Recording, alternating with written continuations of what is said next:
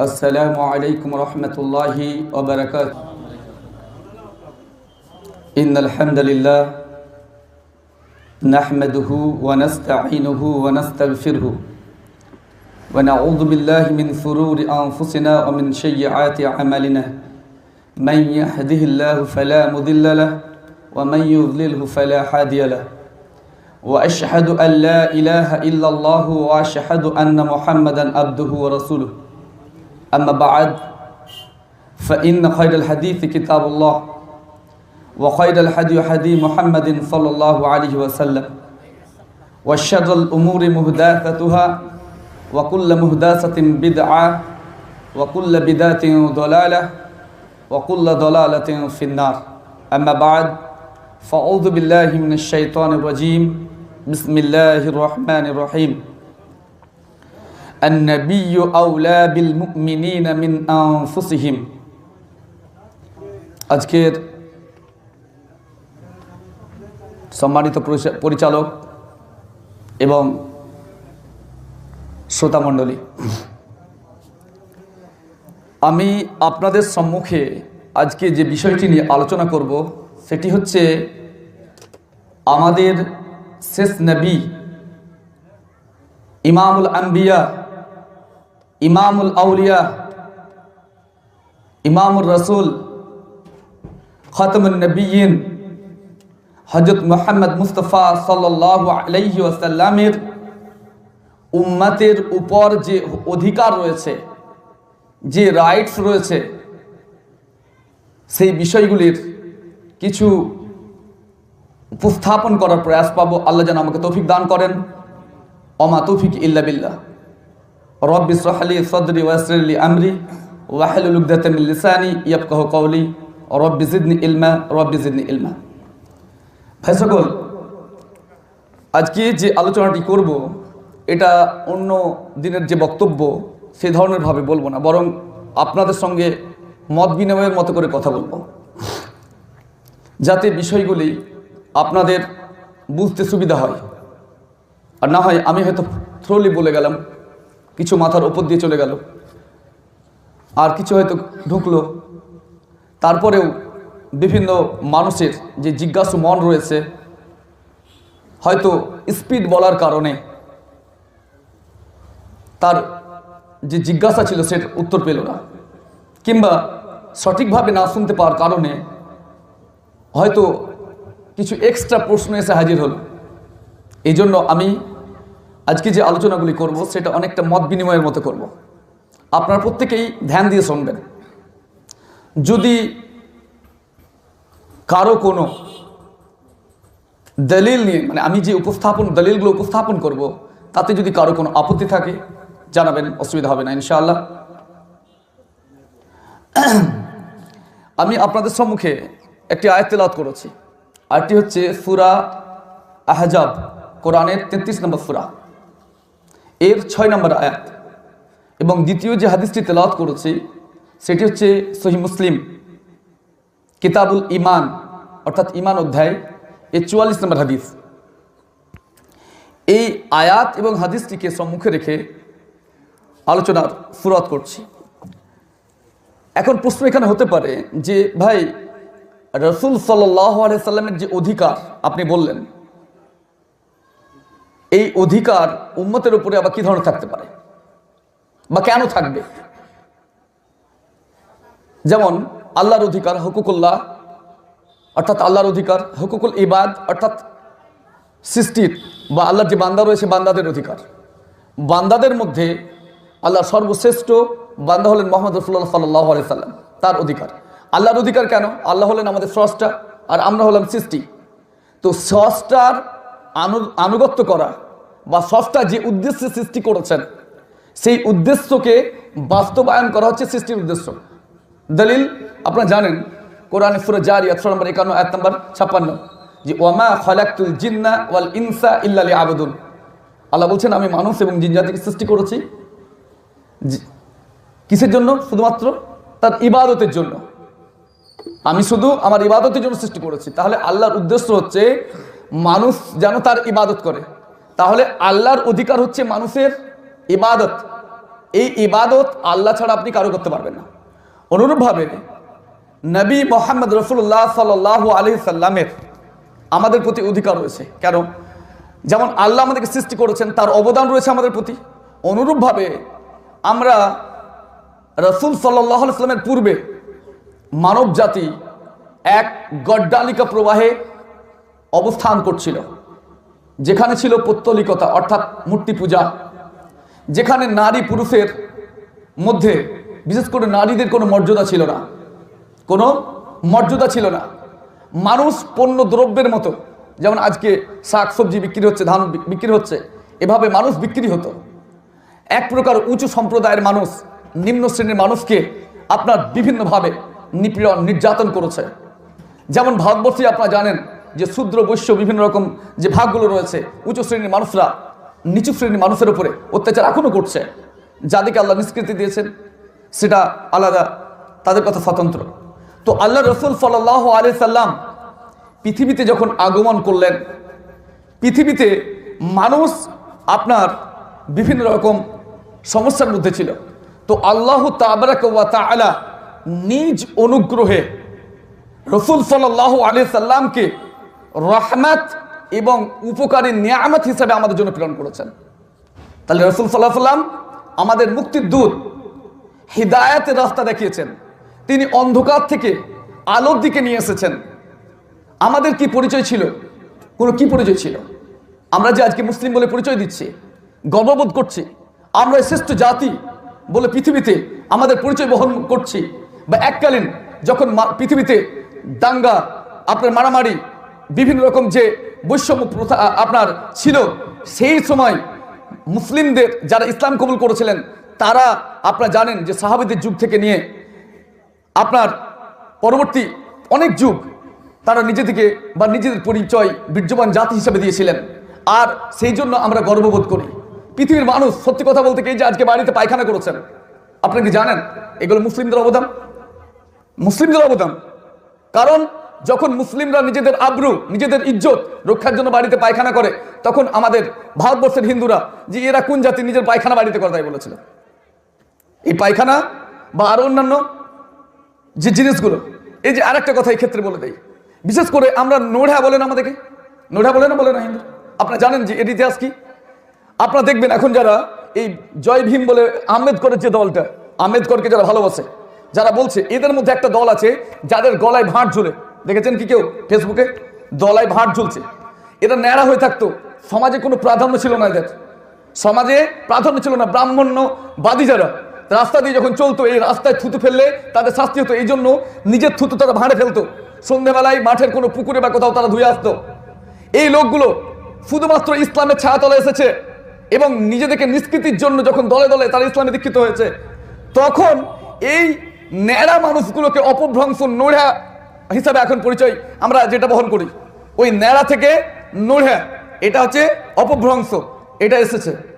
এই যে মানুষে মানুষে ভেদাভেদ, জাতিগত যে তারতম্য বা বৈষম্য, এর পুরো উৎখাত করে পুরো দুনিয়াতে সাম্য প্রতিষ্ঠা করেছেন শান্তির দূত মুহাম্মদ রাসূলুল্লাহ সাল্লাল্লাহু আলাইহি সাল্লাম, যার পর কোন নবী আসবে না। তিনি হলেন খাতামুন নবিয়্যিন, লা নবিয়্যা বাদি। তিনি হলেন শেষ নবী, তারপরে আর কোনো নবী নেই।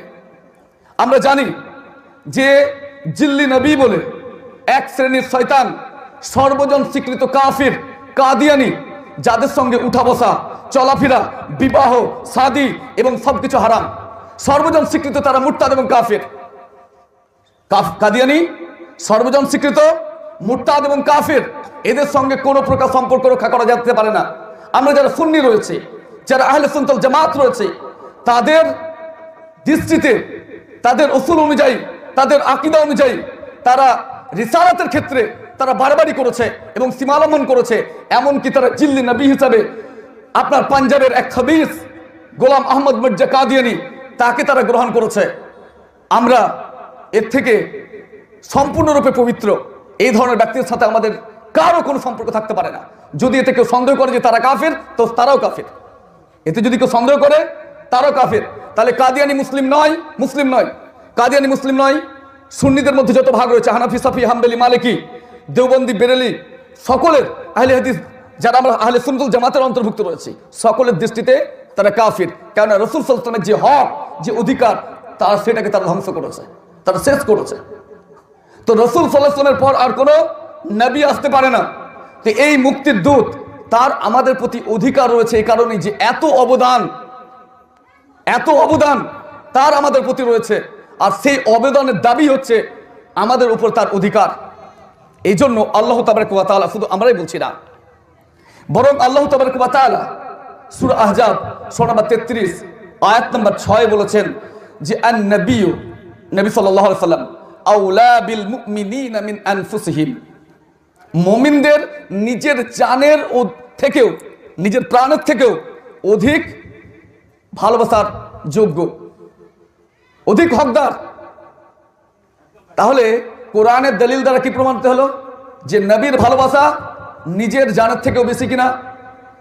আপনারা প্রত্যেকেই এখানে যারা উপস্থিত আছেন তাদেরকে জিজ্ঞাসা করছি, আপনারা প্রত্যেকে নিজেকে ইমানদার মনে করেন তো? ইমানের পিলার কটা জানা আছে সকলের? 6টি পিলার। তার মধ্যে রাসূলের প্রতি ঈমান। এখন ঈমান বলে ভাই কথা বলছেন খুব আলহামদুলিল্লাহ, একটু আগেই আপনার হাসিবুর রহমান ভাই, নাকি হাসিবুর রহমান ভাই খুব ভালো বলছিলেন। বিশেষ করে ঈমান বলতে আমাদের মধ্যে একটা গন্ডগোল পেকে থাকে যে ঈমান বলতে মুখে, আরে কে নামাজ পড়ছে না পড়ছে তাতে দেখে লাভ কি, আমার অন্তরে ঈমান ঠিক আছে, বলে না এই কথাটা সমাজে প্রচলিত কিনা? কিন্তু এটা কি ঈমানের সঙ্গে? আপনি যে কোনো সুন্নিদের মধ্যে, সে আহলে হাদিস হোক, দেওবন্দি হোক, বেরেলি হোক, সে যে কোনো আলেমকে জিজ্ঞাসা করেন যে মুখে যদি কেউ বলে দেয় শুধু আমি ইমানদার, তার মানে ইমানদার?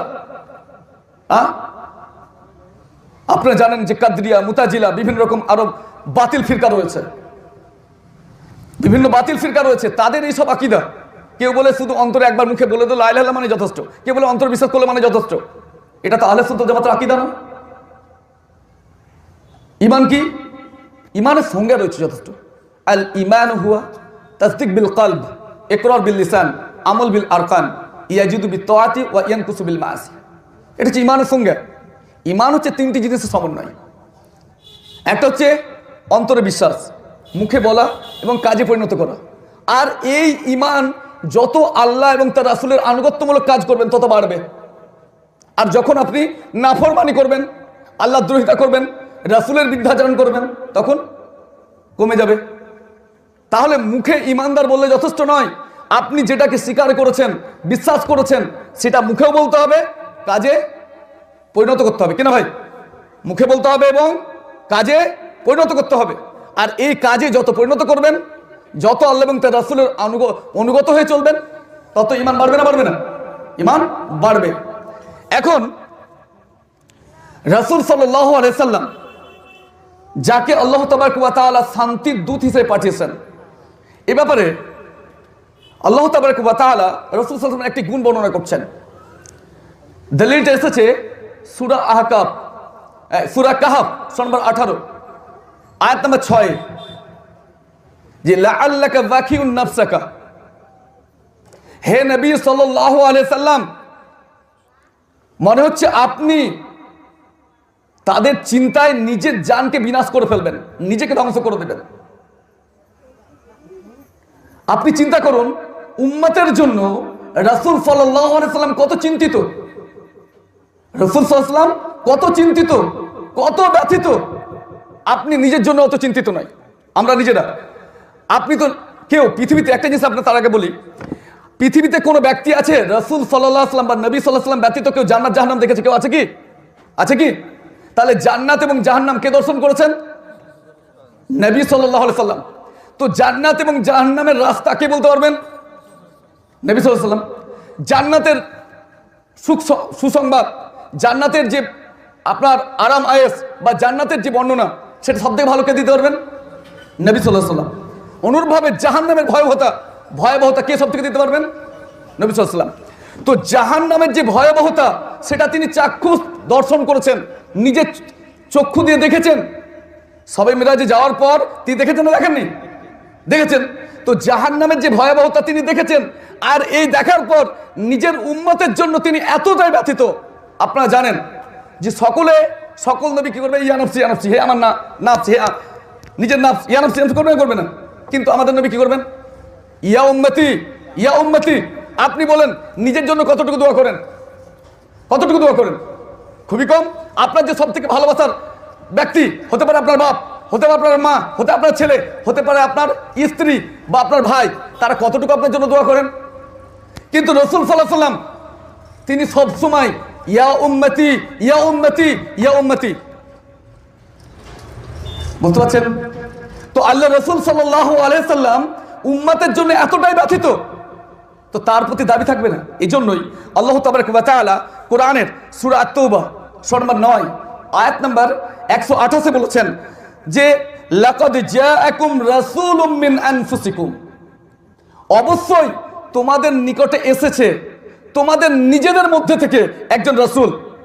দেখেন ভাষা, এটা কোরআনের ভাষা, কোরআনের আয়াত, সূরা তাওবা কোরআনের 9 নম্বর সূরা এর 128 নম্বর আয়াত।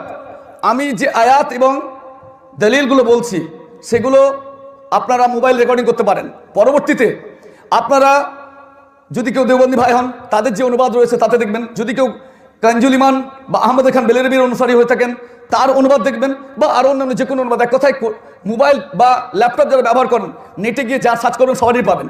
এইগুলো দেখে নেন। কোরআনের হুবাহু অনুবাদ কখনো হয় না, কারণ কোরআন আল্লাহর ভাষা।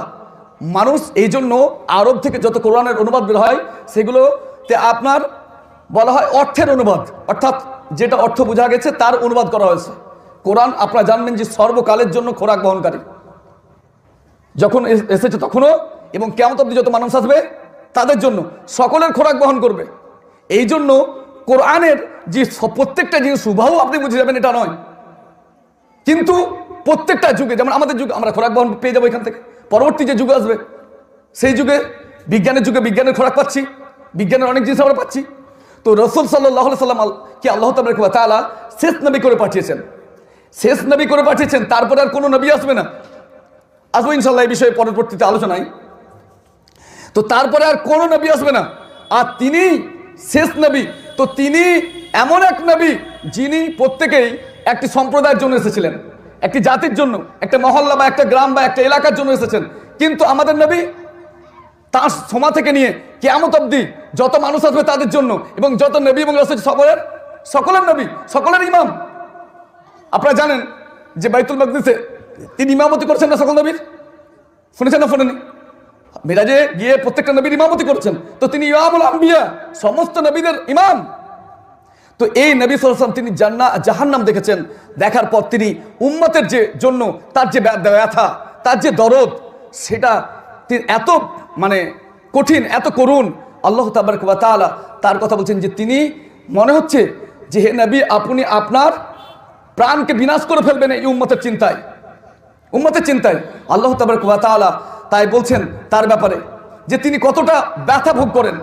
তার জন্য আমি যে আয়াতটি বললাম সেটি হচ্ছে কি সূরা তাওবা সূরা নম্বর 9 আয়াত নম্বর 128। এখানে আয়াতের ভাষাগুলো দেখবেন যে লাকাদ জাআকুম, অবশ্যই তোমাদের নিকটে এসেছে, রাসূলুন, একজন রাসূল, মিন আনফুসিকুম, তোমাদের নিজের মধ্যে থেকে। আকাশ পাতাল অন্য বা অন্য জিন ফেরেশতা আপনার অন্য কোনো সৃষ্টির মধ্যে থেকে নয়। আল্লাহ তাবারক ওয়া তাআলা বলেন তোমাদের মধ্যে থেকে, মানুষের মধ্যে থেকে এসেছেন। আজিজুন আলাইহি, তার কি হয়? আজিজুন মানে হচ্ছে বেদনা, কষ্ট, তার কষ্ট হয়। মা আনিতুম, তোমাদের দুঃখ কষ্টে। অর্থাৎ মুমিনদের যদি কোনো দুঃখ কষ্ট হয়, মুসলিমদের যদি দুঃখ কষ্ট হয়, উম্মতের যদি কোনো দুঃখ কষ্ট হয়, তাতে তারও কষ্ট হয়। হারিসুন, তিনি হলেন কল্যাণকামী, আলাইকুম, তোমাদের জন্য বা তোমাদের উপর। তাহলে রাসূল সাল্লাল্লাহু আলাইহি ওয়াসাল্লাম হলেন আমাদের জন্য কল্যাণকামী, আমাদের জন্য কল্যাণকামী। তারপর আল্লাহ তাবারক ওয়া তাআলা বলছেন বিল মুমিনিনা রাউফুর রহিম, তিনি মুমিনদের জন্য হচ্ছেন রাউফ এবং রহিম, করুণাশীল এবং অতি দয়ালু।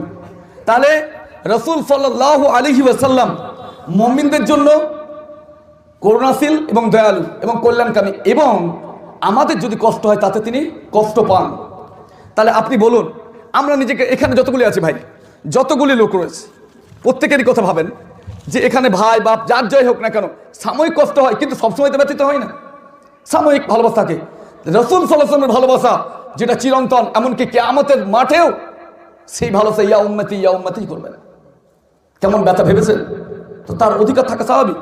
আল্লাহ তাবারক ওয়া তাআলা আরো বলছেন কোরআনের সূরা আলী ইমরান সূরা নম্বর 3 আয়াত নম্বর 164-তে যে লাকাদ মান্নাল্লাহু আলাল মুমিনিন, আল্লাহ মুমিনদের প্রতি অনুগ্রহ করেছেন, আল্লাহ মুমিনদের প্রতি দয়া করেছেন। কিভাবে? ইজ বাআসা ফীহিম রাসূলাম মিন আনফুসিহিম, তাদের মধ্যে অর্থাৎ তাদের মধ্যে কাদের? তার উম্মতের বা মানুষের। তাহলে বলছেন ইজ বাআসা, তিনি প্রেরণ করেছেন, ফীহিম তাদের মধ্যে, রাসূলান একজন রাসূলকে, মিন আনফুসিহিম তাদেরই মধ্যে থেকে। তাহলে মানুষের মধ্যে থেকে আল্লাহ তাবারক ওয়া তাআলা রাসূলকে প্রেরণ করেছেন। ইয়াতলু আলাইহিম আয়াতিহি, তিনি করেন কি? আল্লাহর যে আয়াত সমূহ সেটা তিনি তেলাওয়াত করেন। ওয়া ইউযাক্কিহিম, এবং তিনি তাদেরকে পবিত্র করেন। ওয়া ইউআল্লিমুহুমুল কিতাবা ওয়াল হিকমা, এবং তিনি কিতাব এবং হিকমা শিক্ষা দেন। আমরা কিছু মানুষ আছি যারা কথায় কথায় হিকমা খুব ব্যবহার করি। হিকমার সাধারণত একটা অর্থ হচ্ছে, হিকমা বলতে সুন্নাহ, কোরআনের যে বুঝ, আন্ডারস্ট্যান্ডিং, ফাহাম, সেটা হচ্ছে প্রথমত হিকমা। দ্বিতীয়ত এ লোকটা হিকমা সহকারে কথা বলতে জানে না। অনেকে বলি আমরা হিকমা বলতে অনেকে মনে করি সত্য গোপন করা, এটা নয়, বরং সত্য কথাকে কাল, পাত্র, স্থান ভেদে উপযোগী হিসাবে বলা, যেন কোনো খারাপ প্রতিক্রিয়া না পড়ে। আপনি একজনকে কাউকে ডাকতে পারেন, এই শোন, বলতে পারেন ভাই শোনো, এটা বলা যায়, মাথায় হাত বলে ভাই বলে ডাকা যায়, পর্যায়ে আছে। তো এই পরিস্থিতি বিচার করে আপনি হক কথা যদি উপস্থাপন করতে পারেন, এটা হচ্ছে হিকমা, এটা হচ্ছে হিকমা। তাহলে সত্যকে সঠিকভাবে, যথাস্থানে, যথাযথভাবে আপনার উপস্থাপন করার নাম হচ্ছে হিকমা। তো এখানে আল্লাহ তাবারক ওয়া তাআলা বলছেন, রাসূল সাল্লাল্লাহু আলাইহি ওয়াসাল্লাম করেছেন কি? তিনি করেছেন কি? কিতাব। আল্লাহ তাবারক ওয়া তাআলা বলছেন যে কিতাব এবং হিকমা শিক্ষা দিয়েছেন। এখানে হিকমা বলতে সুন্নাহ, অধিকাংশ মুফাসসিরের মতে সুন্নাহ। তারপর আল্লাহ তাবারক ওয়া তাআলা বলছেন ওয়া ইন কানু মিন ক্বাবলু লাফি যালালিম মুবিন, ওয়া ইন কানু, যদিও তারা আগে ছিল স্পষ্ট গুমরাহিতে। তাহলে আল্লাহ রাসূল সাল্লাল্লাহু আলাইহি ওয়াসাল্লামের আগে আসার আগে কি ছিল?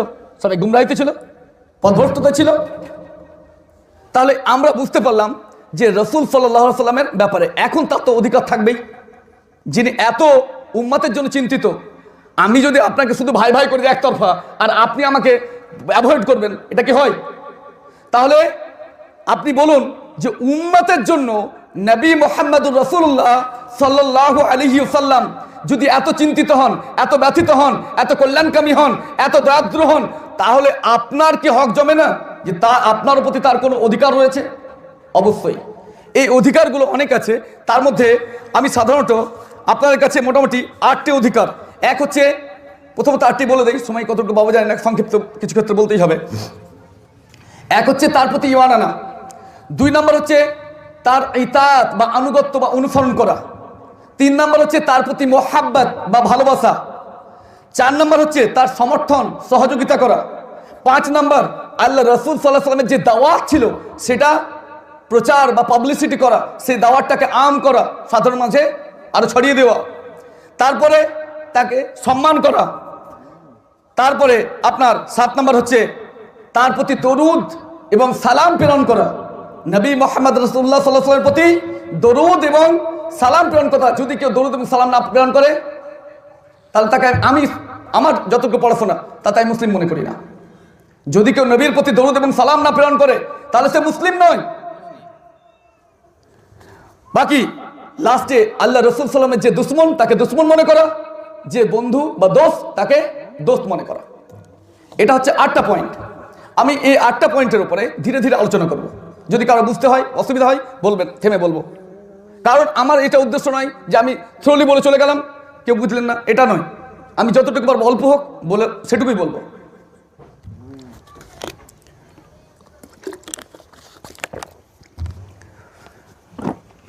উম্মতের প্রতি রাসূল সাল্লাল্লাহু আলাইহি ওয়াসাল্লামের অনেক অধিকার রয়েছে। তার মধ্যে সর্বপ্রথম এবং প্রধান যে অধিকার, সেটা হচ্ছে নবী মুহাম্মদুর রাসূলুল্লাহ সাল্লাল্লাহু আলাইহি ওয়াসাল্লামের প্রতি ঈমান আনা। নবী মুহাম্মদ সাল্লাল্লাহু আলাইহি ওয়াসাল্লামের প্রতি ঈমান আনা, তার রিসালাতকে সত্য বলে জানা, তার যে রিসালাত সেটাকে সত্য বলে জানা। দলিল আল্লাহ তাবারক ওয়া তাআলা বলেন কোরআনের সূরা তাগাবুন সূরা নম্বর 64 আয়াত নম্বর 8 যে ফাইন আমান, আয়াত নম্বর 8, ফাআমানু বিল্লাহি ওয়া রাসূলিহি ওয়া নূরিল্লাযী আনজালনা। অতঃপর তোমরা ঈমান আনো আল্লাহর প্রতি এবং তার রাসূলের প্রতি। কার প্রতি? তার রাসূলের প্রতি। ওয়া নূরিল্লাযী আনজালনা, এবং তার সাথে যে নূর অবতীর্ণ হয়েছে। নূর অবতীর্ণ হয়েছে বলতে কোরআন, ওয়াহী। তো কোরআনকে এখানে নূর বলা হচ্ছে, তার সাথে যে নূর অবতীর্ণ হয়েছে তার প্রতি ঈমান।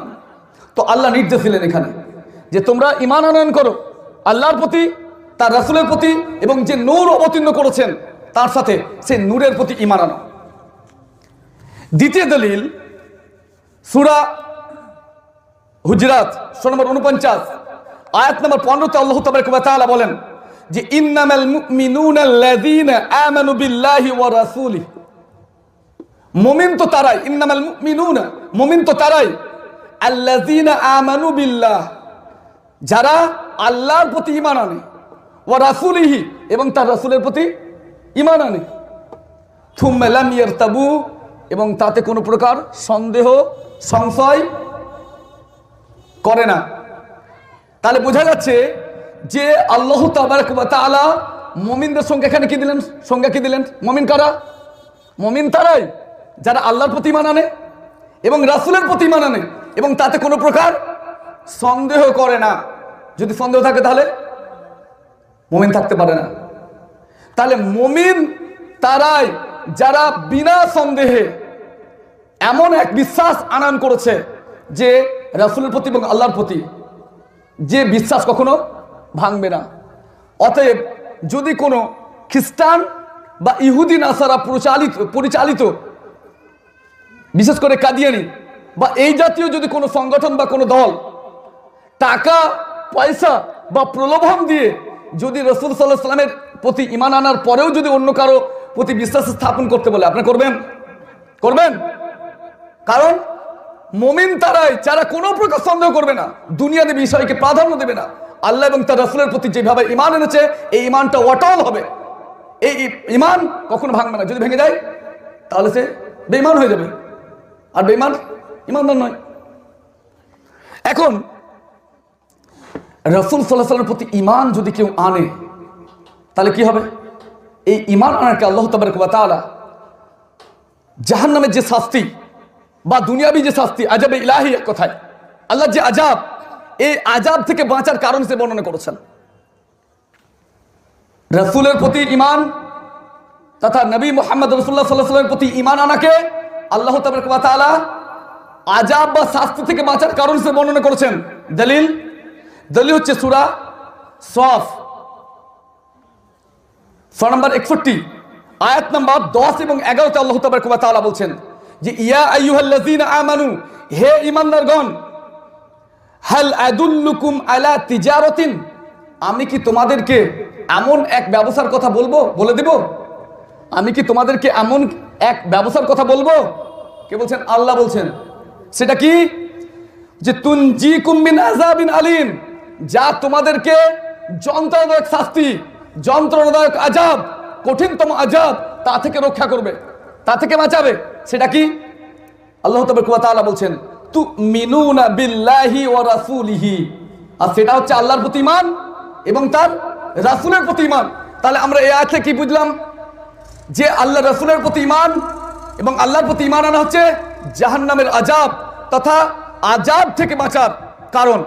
এখন জানছেন দুনিয়াবি বিভিন্ন রকম আযাবে ইলাহি দুনিয়াতে এসেছে। যদি সময় পাই ইনশাআল্লাহ, সুযোগ পেলে বিষয় টেনে দেবো ইনশাআল্লাহ। তো আযাবে ইলাহি থেকে বাঁচার কারণ কি? আল্লাহর প্রতি ঈমান এবং রাসূলের প্রতি ঈমান। অনুরূপভাবে যদি কেউ আল্লাহ এবং তার রাসূলের প্রতি ঈমান না আনে, না মেনে নেয়, বরং তার বিরোধিতা করে, তাহলে তার কি হবে? যদি ওটা আযাব থেকে বাঁচার কারণ হয়, তাহলে যদি কেউ বিরোধিতা করে নবীর বা নবীর যে দাওয়াত সেটার, বা নবী সাল্লাল্লাহু আলাইহি ওয়াসাল্লামকে যদি আপনার নির্ভেজালভাবে যদি ফলো করে, তার যদি কেউ বিরোধিতা করে, তাহলে আযাব আসবে না? আসবে না? সাহিবা আযাব আসবে। তাহলে সেম কথাই আল্লাহ তাবারক ওয়া তাআলা বর্ণনা করছেন, যদি কেউ নবী সাল্লাল্লাহু আলাইহি ওয়াসাল্লাম তথা আল্লাহ তাবারক ওয়া তাআলা এবং আল্লাহ রাসূল সাল্লাল্লাহু আলাইহি ওয়াসাল্লামের বিরোধিতা করে, তাহলে সেটা আযাবের কারণ হবে। দলিল সূরা আনফাল সূরা নম্বর 8 আয়াত নম্বর 13 তে আল্লাহ তাআলা বলছেন যালিকা বিআন্নাহুম, এটা এজন্যই কি সাকুল্লাহি ওয়া রাসূলি, সাকুল্লাহ ওয়া রাসূলুহু, যে তারা আল্লাহ এবং তার রাসূলের বিরোধিতা করেছে, আল্লাহ এবং তার রাসূলের বিরোধিতা করেছে।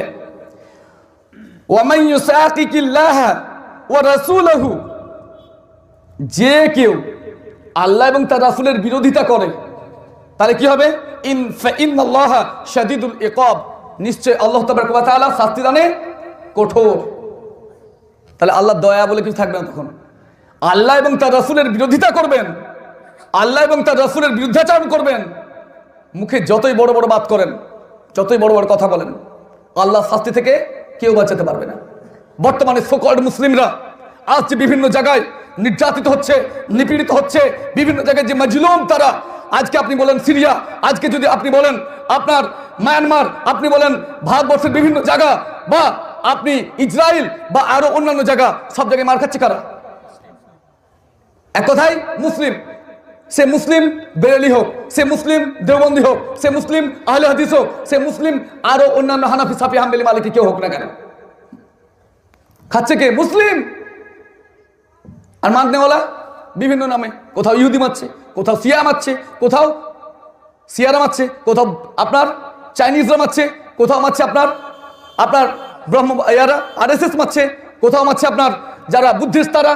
তাহলে মাননেওয়ালাদের নাম অনেক, মারখানেওয়ালাদের নাম একটাই, মারখানাদের নাম একটাই, মুসলিম। তার একটা কারণ, তার একটা কারণ দাওয়াতি ইলাল্লাহ, বা নবীদের যে উদ্দেশ্য ছিল, নবীরা পৃথিবীতে যে উদ্দেশ্য নিয়ে এসেছেন প্রত্যেকটা নবী, সেই উদ্দেশ্য যে বাস্তবায়ন করা হয় না, এটা একটা কারণ। 2 নম্বর কারণ হচ্ছে নিজেদের মধ্যে ঐক্য নষ্ট করা। কেননা মুসনাদ আহমদ হাদিস নাম্বার 18,450, সেখানে আল্লাহ রাসূল সাল্লাল্লাহু আলাইহি ওয়াসাল্লাম বলেছেন যে আল জামাআতু রাহমাতুন ওয়াল ফুরকাতু আযাব, জামাত হচ্ছে আল্লাহর রহমত, আর ফিরকা দলে দলে বিভক্তি এটা হচ্ছে আল্লাহর আযাব, আল্লাহর আযাব। এখন কথা বলি, এখানে একটা কথা জিজ্ঞাসা, আমাদের মধ্যে জামাত শব্দটা প্রচলিত আছে না নাই? বলে ই অমুক জামাতের লোক, ই অমুক জামাতের, বলে না? বলে না? জামাত মানে কি? জামাত মানে বলে না গো? জামাত মানে দল। এইখানে সব থেকে ভুল করেছে। জামাত মানে দল নয়, জামাত মানে হচ্ছে ঐক্য। আপনারা যদি বলেন এখানে বোতলগুলি জমা কর, লোকগুলোকে জমা কর, মানে কি করে? এক জায়গা করা। তো আপনার নিজেরা বলছেন জমা কর, অথচ ব্যাখ্যার সময় আসছে জামাত মানে দল। কিভাবে হয়? আরে ভাই, ফিরকা মানে দল, ফিরকা মানে দল। ফিরকাবন্দি ইসলামে নেই, ফিরকাবন্দি ইসলামে হারাম। ওয়াতাসিমু বিহাবলিল্লাহি জামিয়া ওয়া লা তাফাররাকু, তোমরা দলে দলে বিভক্ত হও না, এক হও। এখানে জামিয়া, বুঝতে পারছেন? এক হয়ে আল্লাহ রুজুকে এখানে ধরো। তো এই বর্তমানে ভারতবর্ষে মুসলিমের সংখ্যা কি কম? 313 জন মুসলিম থেকে যদি গোটা বিশ্বে মুসলিম, পৃথিবীর বেশিরভাগ জায়গা, প্রায় 4 ভাগের 3 ভাগ জায়গার উপরে যদি মুসলিমদের রাজত্ব চলে, 313 জন মুসলিম দিয়ে শুরু হয়ে বর্তমানে এত কোটি মুসলিম সেকেন্ড পজিশন থাকার পরে এত মার খাবে কেন? তারা ওই জামাতের মানে ফিরকা ভেবেছে, আলাদা আলাদা হয়ে গেছে। এক ব্যাপের যদি 7 বেটা হয়, একটা মাস্টার গল্প শুনেন না? আপনারা প্রত্যেকে শুনেছেন যে মাস্টার করলে কি একসঙ্গে আপনার কিছু লাঠি নিয়ে এলো, লাঠি নিয়ে একটা করে 7 বেটাকে ভাঙতে দিলেন, ঝামেলা করে, মোডলের বেটা 7টা বেটা ঝামেলা করে। তো করলে কি, একজন পণ্ডিতকে ডাকলে, পণ্ডিত বললে যে তোর এক কাজ কর, বা অনেক জায়গায় এসেছে তোর বাপই বললে তোরা শোন এখানে, আসার পর একটা করে লাঠি দিলে, সবাই মোটা মোটা করে ভেঙে দিলে, সবগুলো লাঠিকে এক করলো, 7খানা লাঠিকে এক করলো, নিয়ে বলে ভাঙ, কেউ আর ভাঙতে পারে না। হ্যাঁ, পড়েছেন না পড়েনি? অনেকে পড়েছেন। তাহলে ঐক্য, ঐক্য হচ্ছে আল্লাহ রহমত, ঐক্য হচ্ছে আল্লাহ রহমত। এমনকি সুনাও তিরমিজি আবুল ফিতান উমর রাদিয়াল্লাহু তাআলা, আব্দুল্লাহ ইবনে উমর রাদিয়াল্লাহু তাআলা বর্ণিত আপনার হাদিস 2167 নম্বর হাদিস, সেখানে বলা হয়েছে যে রাসূল সাল্লাল্লাহু আলাইহি ওয়াসাল্লাম বলেছেন যে আমার উম্মত কখনো বিভ্রান্তির মধ্যে ঐক্যবদ্ধ হবে না। তাহলে আলাদা আলাদা হতে পারবে? বিভ্রান্তিকে নিয়ে আলাদা আলাদা, আজকে বিভ্রান্তিকে নিয়ে আলাদা আলাদা। আর যারা ঐক্যবদ্ধ থাকবে তাদের উপর আল্লাহর হাত রয়েছে। তাহলে আল্লাহর রহমত পেতে গেলে ঐক্যবদ্ধ জীবনযাপন করতে হবে, ফিরকাবদ্ধি ছাড়তে হবে। আজকে একটা জিনিস হয়েছে জানেন, এই অমিত শাহ আর মোদির অত্যাচারের কারণে মুসলিমের অন্তত একটা প্ল্যাটফর্মে এসে আজকে দলাদলি করছে না, ফুলানা কাফির কে সাথ কোই সম্বন্ধ নেই, সুন্নিদের মধ্যে নিজেদের মধ্যে সবাই বলে যে রাসূল সাল্লাল্লাহু আলাইহি ওয়াসাল্লাম কেউ নেই, আর সবাই বলে রাসূল সাল্লাল্লাহু অনুসরণ করতে হবে, এবং সবাই বলে 5 ওয়াক্ত নামাজ পড়তে হবে। ইমানের ব্যাপারে, আকীদার ব্যাপারে দেখেন না, আপনি দেওবন্দি মাদ্রাসায়, বেরেলি মাদ্রাসায়, আলেম মাদ্রাসায় আকীদাতুত তাহাবিয়াই পড়া হয়, যেটা মূল ইসলামের, পড়া হয় কিনা ভাই? আকীদাতুত তাহাবিয়া প্রত্যেকটা জায়গায় পড়ানো হয়, এক আকীদা পড়ছে, একই কোরআন, একই হাদিস। আপনি বলেন শিয়াদের মতো নয় যে শুধু হযরত আলী রাদিয়াল্লাহু তাআলা আনহু এবং আরো 4-5 জন সাহাবী ছাড়া বাকি সবকে তারা কাফের মনে করে, এটা তো নয়, শিয়ারা এটা করে। এমনকি হযরত উমর রাদিয়াল্লাহু তাআলা আনহু এবং হযরত আবু বকর রাদিয়াল্লাহু তাআলাকে গালি দেয়, আয়েশা রাদিয়াল্লাহু তাআলা আনহুকে তারা গালি দেয়। আপনারা দেখতে পাবেন, নেটে সার্চ করে দেখতে পাবেন, এটা হচ্ছে শিয়ারা মুসলিম নয়। সুন্নিদের মধ্যে আমাদের এত ভাগ, অথচ সকলেই বলি যে আল্লাহর রাসূল সাল্লাল্লাহু আলাইহি ওয়াসাল্লামের যত সাহাবী তারা প্রত্যেকে জান্নাতি, তার প্রত্যেকে জান্নাতি, এটা আমরা মানি। আমার সাহাবী দেখে মেনে নিচ্ছি, 4 ইমামকে আমরা আমাদের নয়নমণি মনে করি। হতে পারে কেউ এককভাবে একটা ইমামকে প্রাধান্য দিচ্ছেন, কেউ হতে পারে সব ইমামকে প্রাধান্য দিচ্ছেন। পরবর্তী যে মুহাদ্দিস, সেই মুহাদ্দিসিনদের লেখা বা তাদের যে তাহকিক, সেগুলোকে সবাই মেনে নিচ্ছি। প্রত্যেক মাদ্রাসায় সিলেবাস পড়ে একই, তারপরে এত ঝামেলা কেন? একটাই কারণ, জামাতের অর্থ ভুল বোঝানো হচ্ছে। জামাত মানে ঐক্যবদ্ধ জীবনযাপন করুন। তো আমি যেটা বলছিলাম, তো রাসূল সাল্লাল্লাহু আলাইহি ওয়াসাল্লামের প্রতি ঈমান আনলে, রাসূল সাল্লাল্লাহু আলাইহি ওয়াসাল্লামের প্রতি যদি ঈমান আনা হয় তাহলে শাস্তি থেকে বাঁচতে পারবেন, আর যদি বিরোধিতা করা হয় তাহলে কি হবে? আযাব। তাহলে আযাব। এখন রাসূল সাল্লাল্লাহু আলাইহি ওয়াসাল্লামের প্রতি ঈমান আনার ব্যাপারে আরেকটি কথা বলে দেই। বর্তমানে ধরেন হিন্দু, মুসলিম, বৌদ্ধ, খ্রিস্টান, ইহুদি, নাসারা, অর্থাৎ খ্রিস্টান এবং ইহুদি আছে না নাই? ফকরিত উম্মত। কিছু লোক প্রশ্ন করে যে আমাদের দেশে অনেক ভালো মানুষ রয়েছে, যেমন মাদার টেরেসা, ধরেন একটা নাম, মাদার টেরেসা ভালো নাম না? তিনি মানুষের জন্য প্রচুর কাজ করেছেন। এখন কিছু লোক প্রশ্ন করে সে জান্নাতে যাবে না এত মানুষের কাজ করে গেল?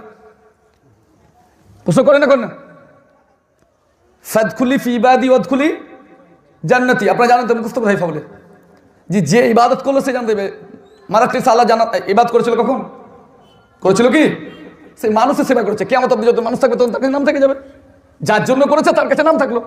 আল্লাহর জন্য করে জানি, তার জন্য জান্নাত হচ্ছে ইবাদতের বদলায়। দুনিয়াতে ভালো কাজ করেছে, দুনিয়াতে প্রতিদান পেয়ে যাচ্ছে। বোঝা গেল? দুনিয়াতে যদি কেউ ভালো কাজ করে তাহলে সে দুনিয়াতে প্রতিদান পেয়ে যাবে, কিন্তু যদি আল্লাহর ইবাদত না করে তাহলে জান্নাত নসিব হবে না। এই জন্য তার সাথে সাথে রাসূল সাল্লাল্লাহু আলাইহি ওয়াসাল্লামকে নবী বলে না মেনে নিলে সে জান্নাত পেতে পারে না। দলিল হচ্ছে সহিহ মুসলিম কিতাবুল ঈমান হাদিস নম্বর 153। আবু হুরায়রা রাদিয়াল্লাহু তাআলা আনহু বর্ণিত, তিনি বলেন রাসূলুল্লাহ সাল্লাল্লাহু আলাইহি ওয়াসাল্লাম বলেছেন যে ওয়াল্লাযী নাফসু মুহাম্মাদিন বিয়াদি, ওই সত্তার কসম যার হাতে আমার অর্থাৎ মুহাম্মদ সাল্লাল্লাহু আলাইহি ওয়াসাল্লামের প্রাণ। আল্লাহ সাল্লাল্লাহু আলাইহি ওয়াসাল্লাম কসম করে বলছেন যে লা ইয়াসমাউ বিআহাদুন মিন হাযিহিল উম্মতি ইয়াহুদিয়ুন ওয়ালা নাসরানিয়ুন, আমার উম্মতের মধ্যে যে কেউ আমার ব্যাপারে শুনলো, অর্থাৎ রাসূলের ব্যাপারে শুনলো, সে ইহুদি হোক বা খ্রিস্টান হোক, ইহুদি হোক বা খ্রিস্টান হোক, থুম্মা ইয়ামুতু, অতঃপর মৃত্যুবরণ করলো, ওয়ালাম ইউমিনু বিল্লাযী উরসিলতু বিহি, আল্লাহ তাবারক ওয়া তাআলা যে রিসালাত সহকারে রাসূল সাল্লাল্লাহু আলাইহি ওয়াসাল্লামকে প্রেরণ করেছেন তা জানার পর তাতে ঈমান আনলো না। সে ইহুদি হোক, খ্রিস্টান হোক, নাসারা হোক, হিন্দু হোক, বৌদ্ধ হোক, জৈন হোক, রাসূল সাল্লাল্লাহু আলাইহি ওয়াসাল্লামের ব্যাপারে জানলো কিন্তু ঈমান আনলো না, নবীর প্রতি ঈমান আনলো না, কি হবে? আল্লাহ রাসূল সাল্লাল্লাহু আলাইহি ওয়াসাল্লাম বলছেন ইল্লা কানা মিন আসহাবিন নার, সে জাহান্নামের অধিবাসী। তাহলে রাসূল সাল্লাল্লাহু আলাইহি ওয়াসাল্লামের প্রতি ঈমান আনা প্রত্যেকের জন্য, সে যে হোক, রাসূল সাল্লাল্লাহু আলাইহি ওয়াসাল্লামের উম্মত সে যে হোক, তার প্রতি ঈমান আনা আবশ্যক। যদি ঈমান না আনে তাহলে তার ঠিকানা জাহান্নাম। কেননা আল্লাহ তাবারক ওয়া তাআলা কোথাও বলেননি যে আমি রাসূল সাল্লাল্লাহু আলাইহি ওয়াসাল্লামকে শুধু মুসলিমদের জন্য পাঠিয়েছি, বলেছেন? বরং সূরা আম্বিয়া সূরা নম্বর 21 আয়াত নম্বর 107 আল্লাহ তাবারক ওয়া তাআলা বলছেন যে ওয়া মা আরসালনাকা ইল্লা রাহমাতাল লিল আলামিন, আমি রাসূল সাল্লাল্লাহু আলাইহি ওয়াসাল্লামকে শুধুমাত্র রহমত হিসেবে প্রেরণ করছি। কিসের জন্য? লিল আলামিন। আলম মানে হচ্ছে একটা দুনিয়া, আলামিন মানে সকল দুনিয়া, অর্থাৎ ইউনিভার্স, নভমণ্ডল ভূমণ্ডল যা আছে, সে জিন ফেরেশতা মানুষ আপনার কীট পতঙ্গ গাছপালা যা বলছেন সকলের জন্য রহমত। কে? আমাদের নবী সাল্লাল্লাহু আলাইহি ওয়াসাল্লাম। তো নবী সাল্লাল্লাহু আলাইহি ওয়াসাল্লাম হলেন রাহমাতুল লিল আলামিন। তো তিনি বিশ্ব জাহানের জন্য রাহমাত স্বরূপ। আল্লাহ তাবারক ওয়া তাআলা আরো বলছেন সূরা সাবা, কোরআনের আপনার 34 নম্বর সূরা, এর 28 নম্বর আয়াতে আল্লাহ তাবারক ওয়া তাআলা বলছেন জি ওয়া মা আরসালনাকা ইল্লা কাফাতাল লিন-নাসি বাশীরান ওয়া নাযীরা, হে নবী আমি আপনাকে প্রেরণ করেছি পুরো মানব জাতির জন্য সুসংবাদদাতা এবং সতর্ককারী হিসাবে। তাহলে পুরো মানব জাতির জন্য, ওয়ালাকিন্না আকসারান নাস লা ইয়ালামুন, কিন্তু অধিকাংশ মানুষ জানে না। তাহলে আমাদের নবী ইমামুল আম্বিয়া, ইমামুল আউলিয়া, আমিনাল লাল, মুরুদ্দুলাল মুহাম্মদ রাসূলুল্লাহ সাল্লাল্লাহু আলাইহি সাল্লাম, তিনি হলেন profit of the universe, profit of the mankind, পুরো মানব জাতির জন্য, পুরো দুনিয়ার জন্য তিনি মার্সি, রহমত, অনুগ্রহ, দয়া। যখন আপনি রসুলের প্রতি ঈমান আনলেন সাল্লাল্লাহু, যখন নবীর প্রতি ঈমান আনলেন সাল্লাল্লাহু, নবীর প্রতি ঈমান আনলেন, তখন কি হবে? শুধু মুখে বললাম ঈমান আনলাম মানে, যদি আপনি ধরেন কথা ধরুন আমরা বলি, আমরা যারা বিবাহিত আছি, কোনো মেয়েকে বিবাহ করলাম বলে বিবাহ করে নিলেন, তার সাথে যদি কোনো সম্পর্ক তার খোরপোশ কিছু যদি না দেন তাহলে বিবাহ করে বলে? বলে কি? আপনি কোনো মেয়েকে বিবাহ করে বাপের বাড়িতে ফেলে রেখে চলে আসেন তো, আর কোনো সম্পর্ক রাখেন না, বিবাহ বলবেন না? কিছুদিন পর তালাক লিবে আপনার কাছে, তার আপনি নেবেন? দুনিয়াতে যদি এই সামান্য একটু সম্পর্ক তার জন্য যদি না হয়, আপনি মুখে নবীকে নবী নবী বলবেন? নবী নবী করলে নবী হবে না। নবীর প্রতি ঈমান আনার পর তার দাবি রয়েছে, আর সেই দাবি অনুযায়ী দ্বিতীয় অধিকার, সেটা হচ্ছে তার আনুগত্য করতে হবে, তার আনুগত্য করতে হবে। এই জন্য আল্লাহ তাবারক ওয়া তাআলা শুধু আল্লাহর প্রতি ঈমান, আপনার খ্রিস্টানরাও আল্লাহর প্রতি ঈমান এনেছে, ইহুদিরাও আল্লাহর প্রতি ঈমান এনেছে, মক্কার কাফিররাও আল্লাহকে মানতো, কিন্তু নবীকে তারা মানতে পারেনি, নবীকে মানতে পারেনি, মুখে মানলেও কাজে পরিণত করেনি। তার জন্য আল্লাহ তাবারক ওয়া তাআলা শর্ত আরোপ করেছেন, শুধু আল্লাহকে ভালোবাসলে হবে না। দলিল সূরা আল ইমরান সূরা 3 আয়াত নম্বর 31-এ আল্লাহ তাবারক ওয়া তাআলা বলছেন, কুল, হে নবী আপনি বলে দিন, ইন কুনতুম তুহিব্বুনাল্লাহ, তোমরা কি আল্লাহর সাথে আল্লাহকে ভালোবাসতে চাও, আল্লাহর সঙ্গে ভালোবাসা স্থাপন করতে চাও, ফাত্তাবিউনি, রাসূল সাল্লাল্লাহু আলাইহি ওয়াসাল্লাম বলছেন তাহলে তোমরা আমার ইত্তেবা করো, ইতাআত করো, আনুগত্য করো, ইউহিব্বুকুমুল্লাহ, তাহলে আল্লাহ তোমাদেরকে ভালোবাসবেন, ভালোবাসাই করবেন, ওয়া ইয়াগফির লাকুম যুনুবাকুম আল্লাহু গফুরুর রহিম, তাহলে তিনি তোমাদের অপরাধ সমূহকে ক্ষমা করে দেবেন, তিনি ক্ষমাশীল দয়ালু। তাহলে আল্লাহ তাবারক ওয়া তাআলা শর্ত আরোপ করে দিলেন কি? আল্লাহকে ভালোবাসি মুখে মুখে বললাম, আর তার আনুগত্য করলাম না। আপনারা জানেন আল্লাহ রাসূল সাল্লাল্লাহু আলাইহি ওয়াসাল্লামের আনুগত্য সব থেকে ভালো কারা করেছে? সাহাবারা। আল্লাহ তাবারক, সাহাবারা যখন আপনারা সবাই জানেন যে আবু বকর রাদিয়াল্লাহু তাআলা আনহু, উমর রাদিয়াল্লাহু তাআলা আনহু, উসমান রাদিয়াল্লাহু তাআলা আনহু, হযরত আলী রাদিয়াল্লাহু তাআলা আনহু, উম্মুল মুমিনিন তার স্ত্রীগণ, আর অন্যান্য সাহাবী, আবু হুরায়রা রাদিয়াল্লাহু তাআলা আনহু, আনাস রাদিয়াল্লাহু তাআলা আনহু, আব্বাস, একত সকল সাহাবী তারা রাসূল সাল্লাল্লাহু আলাইহি ওয়াসাল্লামের প্রতি ঈমান আনার পর তার আনুগত্য কিভাবে করতে হয় সেটা তারা দেখিয়েছেন। এই জন্য আল্লাহ তাবারক ওয়া তাআলা কাউকে দলিল উদাহরণ পেশ করেননি। উদাহরণ কাদেরকে পেশ করছেন? সাহাবাদেরকে। দলিল আল্লাহ তাবারক ওয়া তাআলা বলছেন সূরা আল বাকারা সূরা 2 আয়াত নম্বর 37-এ, ফাইন আমানু বিমিথলিহি মা আনতুম বিহি ফাকাদ ইহতাদাও,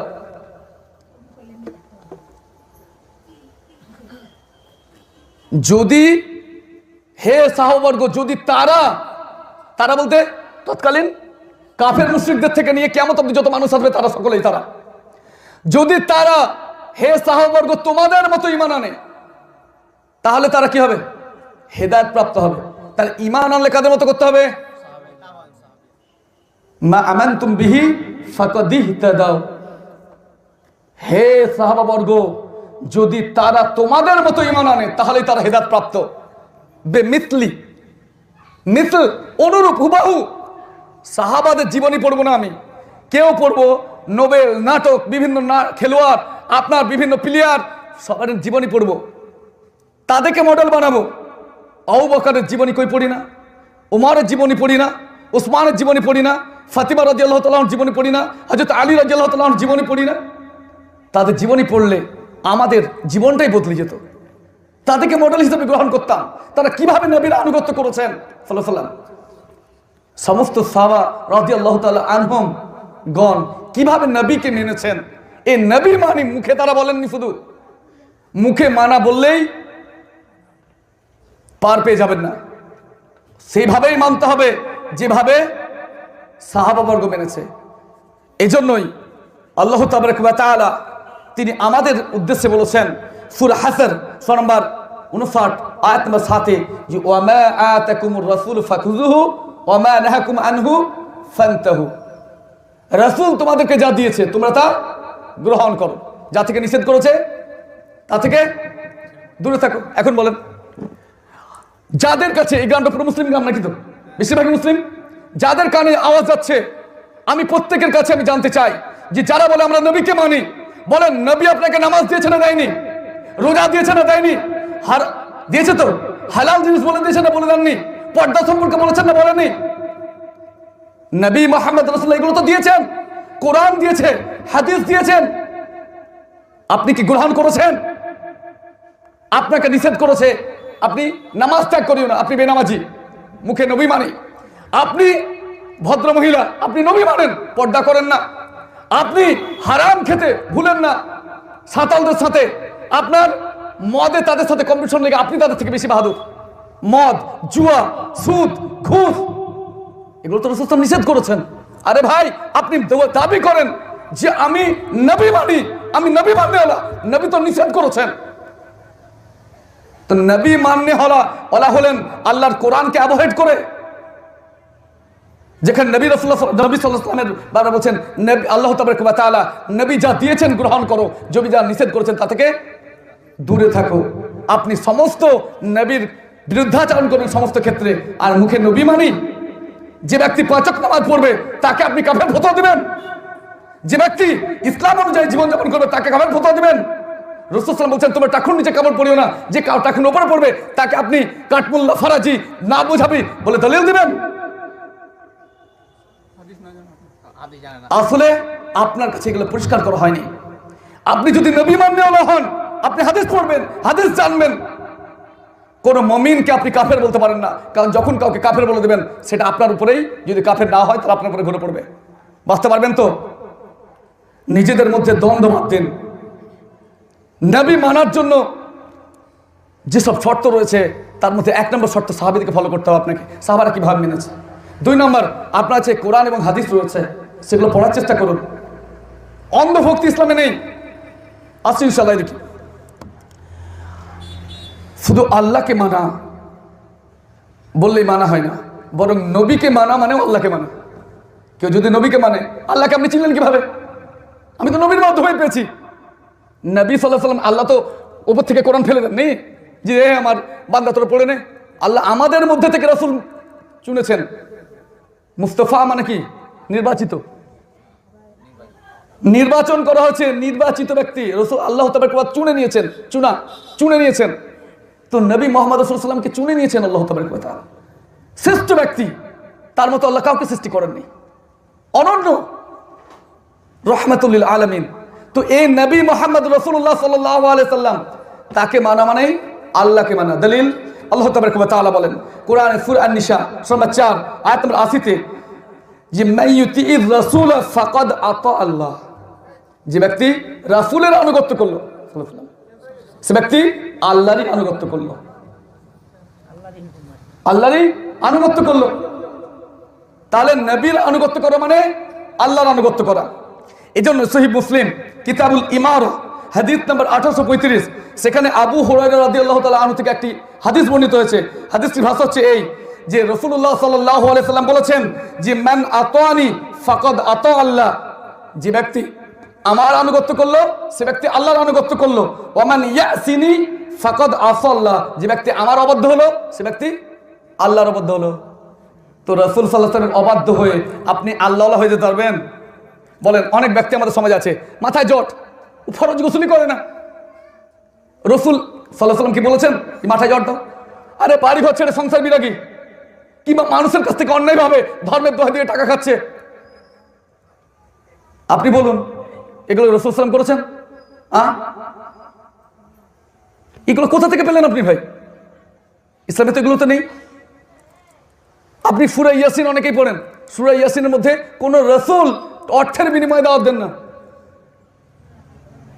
আপনি বলুন বর্তমানে ধর্ম নিয়ে এক শ্রেণীর মানুষ নবীর পথ থেকে দূরে সরছে। নামাজ না পড়লেও নাকি মুসলিম, অন্তরের নামাজই নাকি শ্রেষ্ঠ নামাজ। রাসূল সাল্লাল্লাহু আলাইহি ওয়াসাল্লামের শেষ ওসিয়ত নারী সম্পর্কে এবং আসসালাত শেষ ওসিয়ত, আপনি নামাজ পড়বেন না? মসজিদ আবাদ হয় না?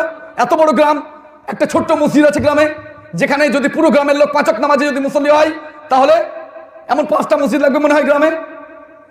আজকে মসজিদগুলো দখল হচ্ছে কেন? ফজরের সময় বা রাত্রে গিয়ে দখল হয়। কিভাবে? ফজরের সময় 5টা মুসল্লি থাকে, তাকে পিটে পাঠিয়ে দেয়। যদি গোটা গ্রামের লোক যদি মসজিদ যায়, রাস্তাঘাটে যদি আপনার ফজরের সময় যদি জুম্মার নামাজের মতো নামাজি পাওয়া যায়, মসজিদগুলো দখল করতে পারে কেউ? প্রত্যেক দিন প্রত্যেকের সাথে দেখা হবে, কি বলবে? জামাত মানে কি বললাম? ঐক্য। জামাতে যখন সবকে দেখে বলে এদের ঐক্য কত রে, বলবে না? বলবে না? বলবে না? বলবে না? একজন নেতার পেছনে, নেতা মানে ইমাম, একজন ইমামের পেছনে এতগুলি লোক ভয় করবে না? করবে না? বর্তমানে আমরা যে মার খাচ্ছি, এই বেনামাজি হওয়া একটা আর একটা কারণ।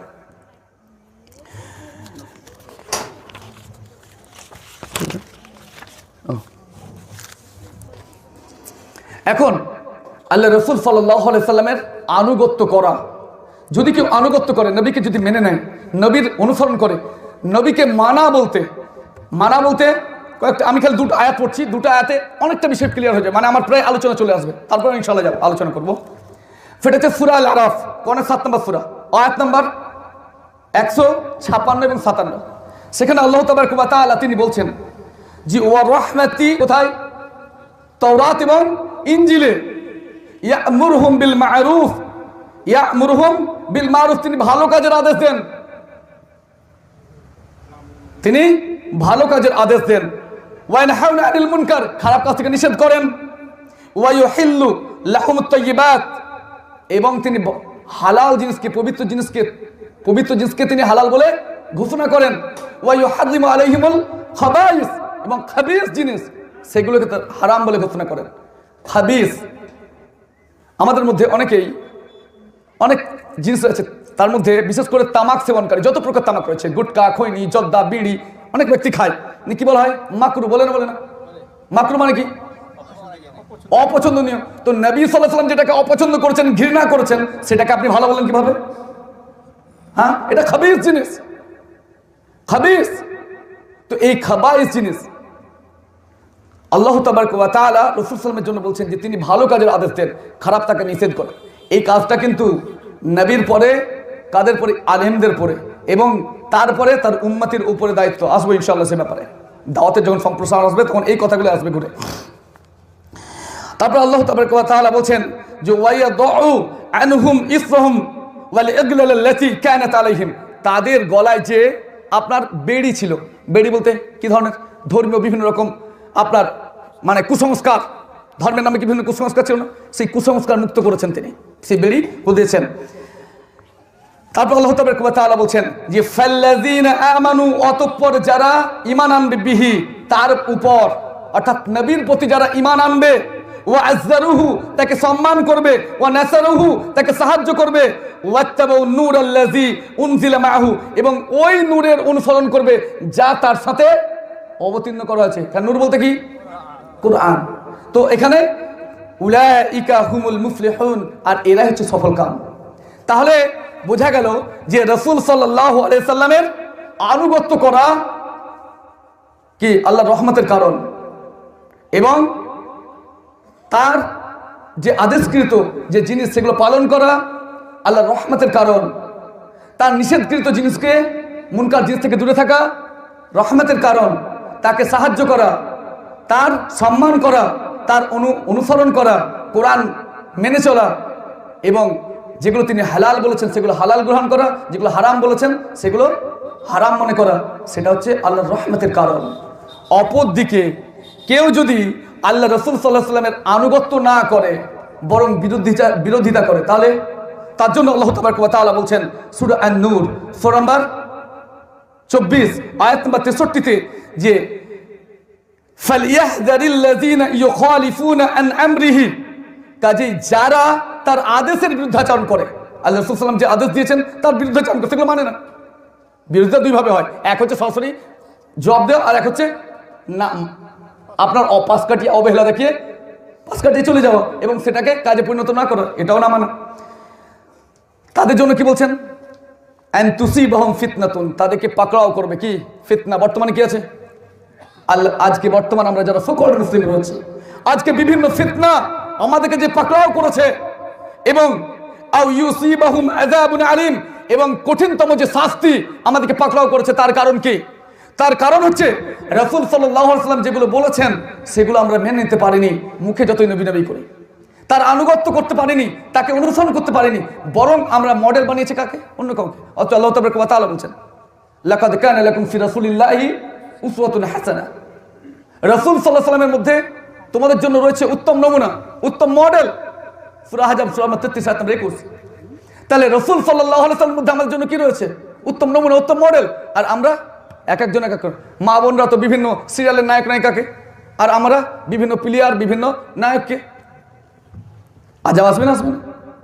বিরোধিতা তো বিভিন্নভাবে করা হয়, ইবাদত না করে, আল্লাহ রাসূলের সুন্নতের অ্যাভয়েড করে। সুন্নতের অনেকে দাড়ি রাখছে, আরে তো বুড়ালি নাকি বলেন আমাদের দিকে, দাড়ি রেখে দিলে মুরব্বী হয়ে গেছে, অথচ আল্লাহ রাসূলের সুন্নাত। আপনি বলুন, আপনি প্রত্যেকটা ক্ষেত্রে রাসূল সাল্লাল্লাহু আলাইহি ওয়াসাল্লামকে ফলো করবেন, সেটা আপনার ব্যক্তিগত জীবন হোক, সেটা আপনার পারিবারিক জীবন হোক, সেটা আপনার সামাজিক জীবন হোক, সেটা আপনার রাষ্ট্রীয় জীবন হোক, সেটা অর্থনৈতিক জীবন হোক, সার্বিক ক্ষেত্রে আপনি রাসূল সাল্লাল্লাহু আলাইহি ওয়াসাল্লামকে ফলো করবেন।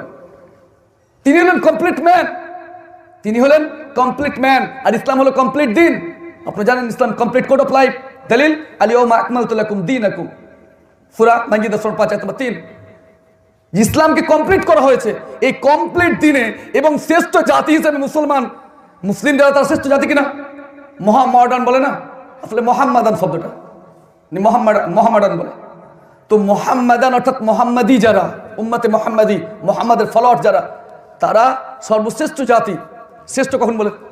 এই পানি থেকে এই পানিটা ভালো যদি বলে কি হবে? তুলনা করছে না? করছে না? এই ছেলে থেকে এই ছেলেটা অনেক শ্রেষ্ঠ, মানে কি তুলনা করছে না? তাহলে পৃথিবীতে যত জাতি আছে, সে হিন্দু হোক, বৌদ্ধ হোক, খ্রিস্টান হোক, জৈন হোক, আপনার ইহুদি হোক, যতই সভ্যতার বিভিন্ন শিকড়ে বলছেন, আসলে তার সভ্য নয়, বরং অসভ্য, বর্বরতা। আপনি বলেন যত মডার্ন তত নগ্ন। আপনারা জানেন এখানে তো মনে হয় যারাই আছেন 1 2 তো সবাই পড়েছেন, তো ওই আদি মানুষের কথা পড়েছেন না পড়েননি? সেখানে কি হচ্ছে? আদি মানবরা গাছের পাতা পড়তো না এবং নিজের ইজ্জত ঢাকতো না। সভ্য হতে গেলে কি কাপড় পরতে হবে? এখনকার সভ্য সমাজ যাদেরকে মনে করছেন তারা যত নগ্ন তারা সভ্য নাকি? এটা কেমন ভাবে হয়? তাহলে আপনি নিজেই জানছেন যে সভ্য হচ্ছে কারা? যারা কাপড় পরিধান করে, যারা নগ্ন থাকে তারা সভ্য নয়। এই সভ্যতাকে শিখেছেন আল্লাহ রাসূল সাল্লাল্লাহু আলাইহি ওয়াসাল্লাম। এই জন্যই আপনার সুনান আবি দাউদ কিতাবুল লিবাস হাদিস নাম্বার 4030, সেখানে রাসূল বলছেন মান তাসাব্বাহু বিহি কওমিন ফাহুয়া মিনহু, যারা যে জাতির অনুসরণ করবে কিয়ামতের দিন তার সাথে উঠবে। আপনি নবীর অনুসরণ করবেন সাল্লাল্লাহু আলাইহি ওয়াসাল্লাম না অন্য জাতির করবেন? আপনি যদি মুসলিম হন তো রাসূল সাল্লাল্লাহু আলাইহি ওয়াসাল্লাম অনুসরণ করবেন। তো আল্লাহ রাসূল সাল্লাল্লাহু আলাইহি ওয়াসাল্লাম বলছেন, এই আল্লাহ তাআলা বলছেন, যারা রাসূল সাল্লাল্লাহু আলাইহি ওয়াসাল্লামের আদেশের, সেটা যে কোনো প্রকার আদেশ হোক, তার বিরুদ্ধাচরণ করবে, তারা কি হবে? দুনিয়াতে তারা তাদেরকে ফিতনা পাকড়াও করবে এবং আল্লাহর আযাব পাকড়াও করবে। বর্তমান মুসলিমরা ভুগছে এই কারণে আল্লাহ রাসূল সাল্লাল্লাহু আলাইহি ওয়াসাল্লাম এই ব্যাপারে আরেকটু ক্লিয়ার করেছেন। হাদিসটি এসেছে সহিহ বুখারী কিতাবুল ইতিসাম বিল কিতাব ওয়াস সুন্নাহ হাদিস নাম্বার 7280। সেখানে আবু হুরায়রা রাদিয়াল্লাহু তাআলা আনহু তে বর্ণিত, তিনি বলেন যে রাসূলুল্লাহ সাল্লাল্লাহু আলাইহি ওয়াসাল্লাম বলেছেন যে কুল্লু উম্মতি ইয়াদখুলুনাল জান্নাহ ইল্লা মান আবা, আমার প্রত্যেকটা উম্মত জান্নাতে প্রবেশ করবে, শুধুমাত্র তারাই যারা আমার বিরোধিতা করবে, অবজ্ঞা করবে। ক্বালু, সাহাবারা বললেন ইয়া রাসূলুল্লাহ, হে আল্লাহর রাসূল, ওয়া মান ইয়াবা, জান্নাতে যেতে কে অস্বীকার করবে? ক্বাল রাসূল সাল্লাল্লাহু আলাইহি ওয়াসাল্লাম বললেন মান আতানি দাখালাল জান্নাহ, যে ব্যক্তি আমাকে ফলো করবে, আমাকে অনুসরণ করবে, অর্থাৎ নবীওয়ালা প্রত্যেকটা কাজ, উঠতে বসতে খেতে প্রত্যেকটা ক্ষেত্রে, আপনার চলার ক্ষেত্রে, ইবাদতের ক্ষেত্রে, সব ক্ষেত্রে নবী সাল্লাল্লাহু আলাইহি ওয়াসাল্লামকে অনুসরণ করতে হবে। এক্ষেত্রে ভাই হাদিস কি, এক্ষেত্রে অমুক হুজুর কি বলেছেন, বুজুর্গ কি বলেছেন, অমুক মাসলাকে কি আছে, অমুক কে বলেছেন, এটা জিজ্ঞাসা করতে পারবে না, এটা করবে না। কি বলবে? নবী সাল্লাল্লাহু আলাইহি ওয়াসাল্লামের সুন্নাত ভাই কি আছে, মুল সাহেবকে জিজ্ঞাসা, মুল সাহেব কেন হাদিসে কি আছে, যদি প্রত্যেকটা ক্ষেত্রে ও হাদিস জিজ্ঞাসা করে, কারণ রাসূল সাল্লাল্লাহু আলাইহি ওয়াসাল্লামের দলিল কি, হাদিস কি আপনারা জানেন, প্রত্যেকটা মৌলবী পড়েছেন আশা করছি, সাধারণ মানুষ অনেকে পড়ছেন। মিসকাতুল মাসাবি কিতাবুল ঈমান হাদিস নম্বর 156, সেখানে রাসূল বলেছেন তারাকতু ফিকুম আমরাইনি লান তাজিল্লু মা তামাসসাকতুম বিহিমা কিতাবাল্লাহি ওয়া সুন্নাতুর রাসূলি, আমি তোমাদের জন্য দুটো জিনিস দিয়েছি, একটা হচ্ছে কিতাবুল্লাহ আর একটা সুন্নাতুর রাসূল, যতদিন এই দুটোকে আঁকড়ে ধরে থাকবে ততদিন পথভ্রষ্ট হবে না। আমরা কি করব? এটাও আপনার মুয়াত্তা ইমাম মালিক কিতাবুল কদর হাদিস নম্বর 3 এসেছে, সেম হাদিস সহিহ জামাতে অনেক জায়গায় এসেছে হাদিসটা। তো আপনারা বলুন, এখানে যারা আমরা আছি, যদি নবীওয়ালা হই, নবীকে যদি মানি, তাহলে করবো কি? নবীর আনুগত্য করবো। আর আনুগত্য করতে গেলে নবীর জীবনে আপনাকে জানতে হবে। তো আমরা বিভিন্ন নোবেল নাটক পড়ছি, সিরাতুন নবী, রাসূল সাল্লাল্লাহু জীবনী গ্রন্থ কজন পড়ি? আর রাহুল মাকতুম আছে, বা আরো অন্যান্য আপনার সিরাতুর রাসূল আছে, সিরাত ইবনে হিসাম আছে, আর অন্যান্য অনেক আছে। রাসূল সাল্লাল্লাহু জীবনী গ্রন্থগুলো পড়ুন, সেগুলো পড়বেন না। মৌলভী সাহেবকে জিজ্ঞাসা করুন যে মৌলভী সাহেব এখানে হাদিস কি আছে, রাসূলের সুন্নাত এটা কি, আপনি সুন্নাত বলুন। আপনি সুন্নাত জানবেন না, কোথাকার মিরাকেল শুনবেন, আপনি অলৌকিকত্ব শুনবেন, কে নাকি আপনার দেওয়াল ফেলে দিয়েছিল, বাঘে বরযাত্রী এসেছিল, আপনার কি করেছিল, ওই মানে কে ফু দিয়ে আপনার মানে পানি শেষ করে দিয়েছে, এক এক রকম ফিতনা। আরে ভাই, কোনো যদি আল্লাহর আউলিয়া যারা, তাদের কোনো কেরামতি হয়ে গেছে, তাতে তার কোনো এখতিয়ার নাই, বরং সেটা আল্লাহর পক্ষ থেকে হয়ে যায়, তার কোনো এখতিয়ার থাকে না। আপনারা জানেন যে আব্দুল কাদের জিলানী রহমতুল্লাহ আলাই, মুজাদ্দিদ আল ফিস রহমতুল্লাহ আলাই, বা আরো অন্যান্য যারা রয়েছে, যারা আল্লাহর ওয়ালি রয়েছেন, আসলে আউলিয়া রয়েছেন, তাদের দ্বারা আল্লাহ কিছু কারিশমা দেখিয়ে দিয়েছেন, কিন্তু এই কারিশমা তা আপনার তো তেমন কোনো লাভ নেই। আরে ভাই, কারিশমা শোনার আগে ওই ব্যক্তিগুলো নবীকে ফলো করেছে, তুমি তাদের কারিশমা না দেখে নবী সাল্লাল্লাহু আলাইহি ওয়াসাল্লাম কি দিয়েছেন সেটা ফলো করো। তারা হারাম থেকে ফরজ থেকেছেন, তাই তাদের কথাগুলো কাজ হয়েছে, তারা যে দোয়া করেছেন সে দোয়া কবুল হয়েছে। আর তুমি এত বড় বেঈমান যে তুমি হারাম খেয়ে খেয়ে পেট পুড়ে নিয়েছো, তোমার দোয়া কবুল হয় না কেন? নিজেকে মুসলিম বলছে, অথচ জানেন রাসূলুল্লাহ হাদিস হারামখোরের ব্যাপারে। আপনার সহিহ মুসলিম কিতাবুজ যাকাত বাবু কবুল সাদাকাত মিনাল কাসবি তাইয়্যিব ওয়া তারবিয়াতিহা হাদিস নম্বর 1015, সেখানে রাসূল সাল্লাল্লাহু আলাইহি ওয়াসাল্লাম বলছেন যে ইন্নাল্লাহা তাইয়্যিবুন লা ইয়াকবালু ইল্লা তাইয়্যিবা, নিশ্চয় আল্লাহ পবিত্র এবং পবিত্র জিনিস গ্রহণ করেন না। হারাম খেয়ে পেট পুড়ে আছে, কিভাবে গ্রহণ করবে? লাস্টের দিকে এসেছে হাদিসটা, সেখানে বলা হচ্ছে যে ওই ব্যক্তি আপনার দূর সফরে গিয়েছে, অথবা কোফদে গেছে, যাওয়ার পর কি বলছে, ইয়া মুদ্দু ইয়াদ, ইয়া আকাশের দিকে হাত তুলেছে, ইয়া রব্বি, হে আমার রব, হে আমার রব। আল্লাহ কি বলছেন? ওয়া মাতআমুহু হারামুন ওয়া মাশরাবুহু হারামুন ওয়া মালবাসুহু হারামুন ওয়া গুযিয়া বিল হারাম ফাইন্না ইস্তাজিবু লিযালিক। ওর খাবার হারাম, ওর পানীয় হারাম, ওর পোশাক হারাম, ওকে যে পালন করা হচ্ছে সেটা সবই হারাম। আল্লাহ কি দোয়া কবুল করবে? আপনারা জানেন আমরা যারা চাষি লোক আছি, চাষ নিজের হাতের কামায়, বরকত রয়েছে এতে কোনো চুরি কারো গোয়াল দিতে যাবেন না, অন্য কিছু করতে যাবেন না। আপনার যে ফসল দিবে সেই ফসল খাওয়ার পর যদি রাসূল সাল্লাল্লাহু আলাইহি ওয়াসাল্লামের তরিকায় আপনি যে নামাজ পড়েন, 5 ওয়াক্ত নামাজি হন, যতটুকু পারবেন ক্ষমতার বাইরে আল্লাহ কাউকে জিজ্ঞাসা করবে না। তারপর যে দোয়া করেন, দোয়া ফেরত আসবে না, তা ফেরত আসবে না। কিন্তু আপনি নবীর তরিকাতে চলবেন না, আপনি চলবেন হুজুরদের তরিকায়। আপনি হুজুর মানেন, হুজুর মানতে আপত্তি নাই, হুজুর বলতে শিক্ষক। কোন হুজুর শিক্ষক ছাড়া কেউ বড় হতে পারে না।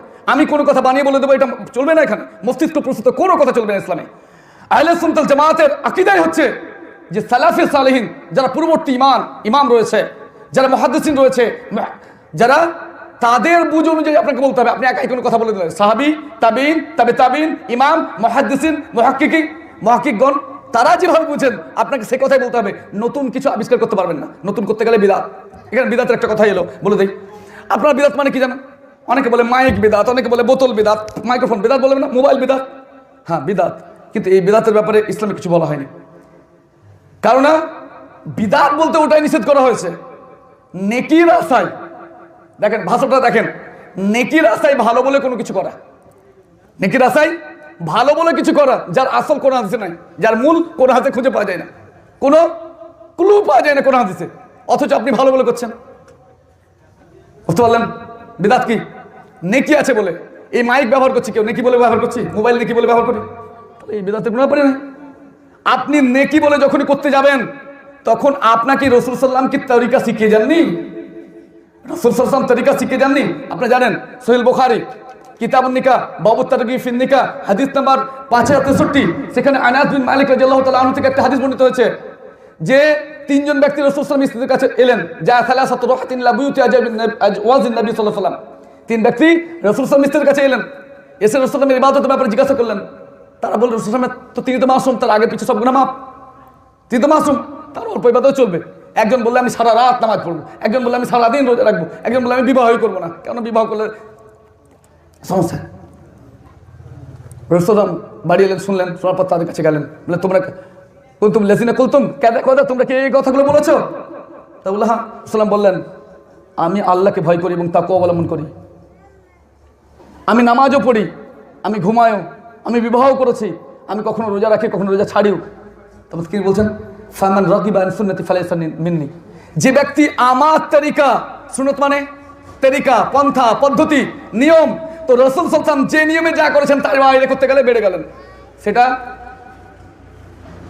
আল্লাহ রাসূলের অন্তর্ভুক্ত হবে না। তাহলে নিজে থেকে যে যতই বড় হুজুর হোক, নবী থেকে বড় কি? যত বড় ইমাম হোক, নবীর থেকে কি কেউ বড় ইমাম? যে যতই বড় শাইখ হোক, নবীর থেকে কি বড় শাইখ? কোনদিনই নয়। অতএব যে বলুক আলহামদুলিল্লাহ, আমি প্রত্যেককে ইমামকে, প্রত্যেকটা হুজুরকে সম্মান করি, শর্ত হচ্ছে তার কথাগুলো নবী সাল্লাল্লাহু আলাইহি ওয়াসাল্লামের সঙ্গে মিলতে হবে। যদি নবী সাল্লাল্লাহু আলাইহি ওয়াসাল্লামকে না মিলে আমি মানতে পারলাম না ভাই, কেননা আমার থেকে নবীর থেকে কেউ দোস্ত নেই, নবীর থেকে ভালোবাসার ব্যক্তি কেউ নেই, কেননা আল্লাহ শর্ত দিয়েছেন যে তোমার জানের থেকে নবীকে ভালোবাসতে হবে। আলহামদুলিল্লাহ আমি নিজের জানের থেকে নবীকে ভালোবাসি, তাই অন্য কারো কথা মানতে পারবো না। যদি নবীর সাথে মিলে মানবো, যদি নবীর সাথে না মিলে মানবো না।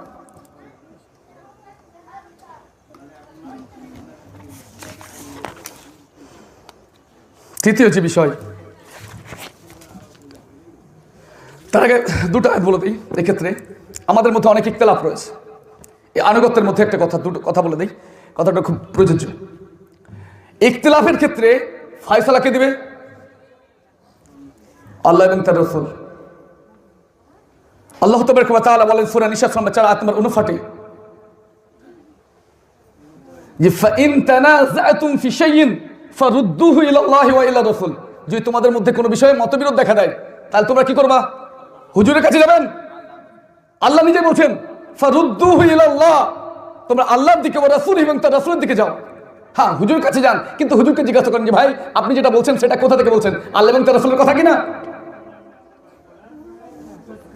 তাহলে ইন কুনতুম তুমিনুনা বিল্লাহ, যদি তোমরা আল্লাহতে বিশ্বাস করো, ওয়াল ইয়াউমিল আখির, এবং আখিরাতে যদি বিশ্বাস করো, তাহলে কি হতে হবে? কি আল্লাহ এবং তার রাসূলের দিকে প্রত্যাবর্তন করতে হবে। আল্লাহ তাবারক ওয়া তাআলা আরো বলেছেন এ ব্যাপারে সূরা নিসা 4 আয়াত নম্বর 65 যে ফালা ওয়া রাব্বিকা লা ইউমিনুনা হাত্তা ইউহাক্কিমুকা ফীমা শাজারা বাইনাহুম,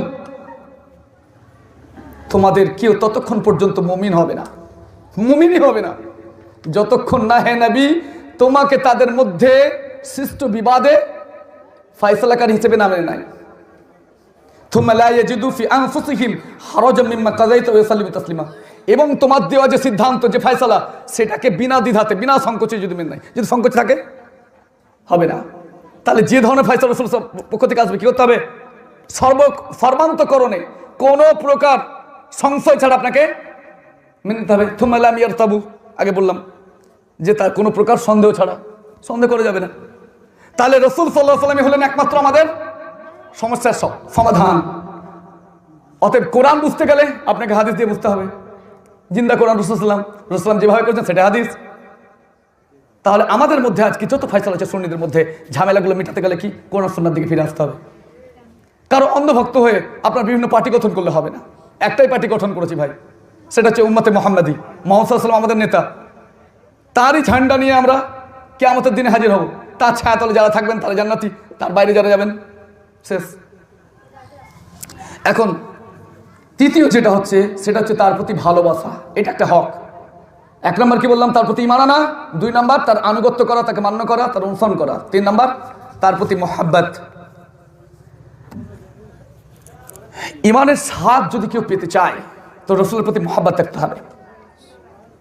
আমি যে হাদিসটি তেলাওয়াত করেছিলাম সেই হাদিসটি কি বললাম? সহিহ মুসলিম কিতাবুল ঈমান হাদিস নাম্বার 44, সেখানে রাসূল সাল্লাল্লাহু আলাইহি ওয়াসাল্লাম বলেছেন, হাদিসটি আনাস বিন মালিক রাদিয়াল্লাহু তাআলা আনহু বর্ণিত, তিনি বলেন যে লা ইউমিনু আহাদুকুম হাত্তা আকুনা আহাব্বা ইলাইহি মিন ওয়ালিদিহি ওয়া ওয়াদিহি ওয়ান নাসি আজমাইন। তোমাদের মধ্যে কেউ ততক্ষণ পর্যন্ত মুমিন হতে পারবে না, কতক্ষণ পর্যন্ত?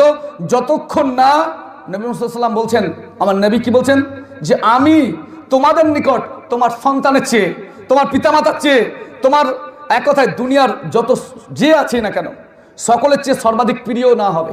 জানেন ওমর রাদিয়াল্লাহু তাআলার ঘটনা, হে রাসূল আপনাকে আমি দুনিয়া সব থেকে ভালোবাসি, শুধু আমার নিজের জানার থেকে। বলছে হে ইমাম ওমর তুমি এখনো মুমিন হও। বলছে হে রাসূল আমি আপনাকে আমার নিজের জানার থেকে ভালোবাসি। বলছে আল আন হে ওমর তুমি এখন মুমিন হয়েছো। তাহলে রাসূল সাল্লাল্লাহু আলাইহি ওয়াসাল্লামের প্রতি আপনার ভালোবাসা থাকতে হবে, এমন ভালোবাসা যে ভালোবাসা পৃথিবীর কাউকে অত ভালোবাসা দিতে পারেন না। এই জন্য সহিহ মুসলিম কিতাবুল ঈমান হাদিস নাম্বার 34-এ আব্দুল্লাহ ইবনে আব্বাস রাসূল সাল্লাল্লাহু আলাইহি ওয়াসাল্লামের চাচা তিনি বর্ণনা করছেন যে আন্নাহু সামিয়া রাসূলুল্লাহ সাল্লাল্লাহু আলাইহি ওয়াসাল্লাম, আমি রাসূল সাল্লাল্লাহু আলাইহি ওয়াসাল্লামকে বলতে শুনেছি, ইয়াকুল তিনি বলেন জি যাকা তু'মাল ঈমানি মান রাদিয়া বিল্লাহি রাব্বাও ওয়া বিল ইসলামি দীনাও ওয়া বি মুহাম্মাদিন রাসূলুল্লাহ সাল্লাল্লাহু আলাইহি ওয়াসাল্লাম। সেই ব্যক্তি ঈমানের স্বাদ পেল যে ব্যক্তি আল্লাহকে রব হিসাবে মেনে নিয়ে সন্তুষ্ট থাকলো, যে ব্যক্তি ইসলামকে দিন হিসাবে পেয়ে সন্তুষ্ট হলো, এবং যে ব্যক্তি নবী মুহাম্মদ রাসূলুল্লাহ সাল্লাল্লাহু আলাইহি ওয়াসাল্লামকে মুহাম্মদ মুস্তাফা সাল্লামকে নবী হিসাবে পেয়ে সন্তুষ্ট। বুঝতে পারলেন? সে ব্যক্তি কি ঈমানের স্বাদ পেল।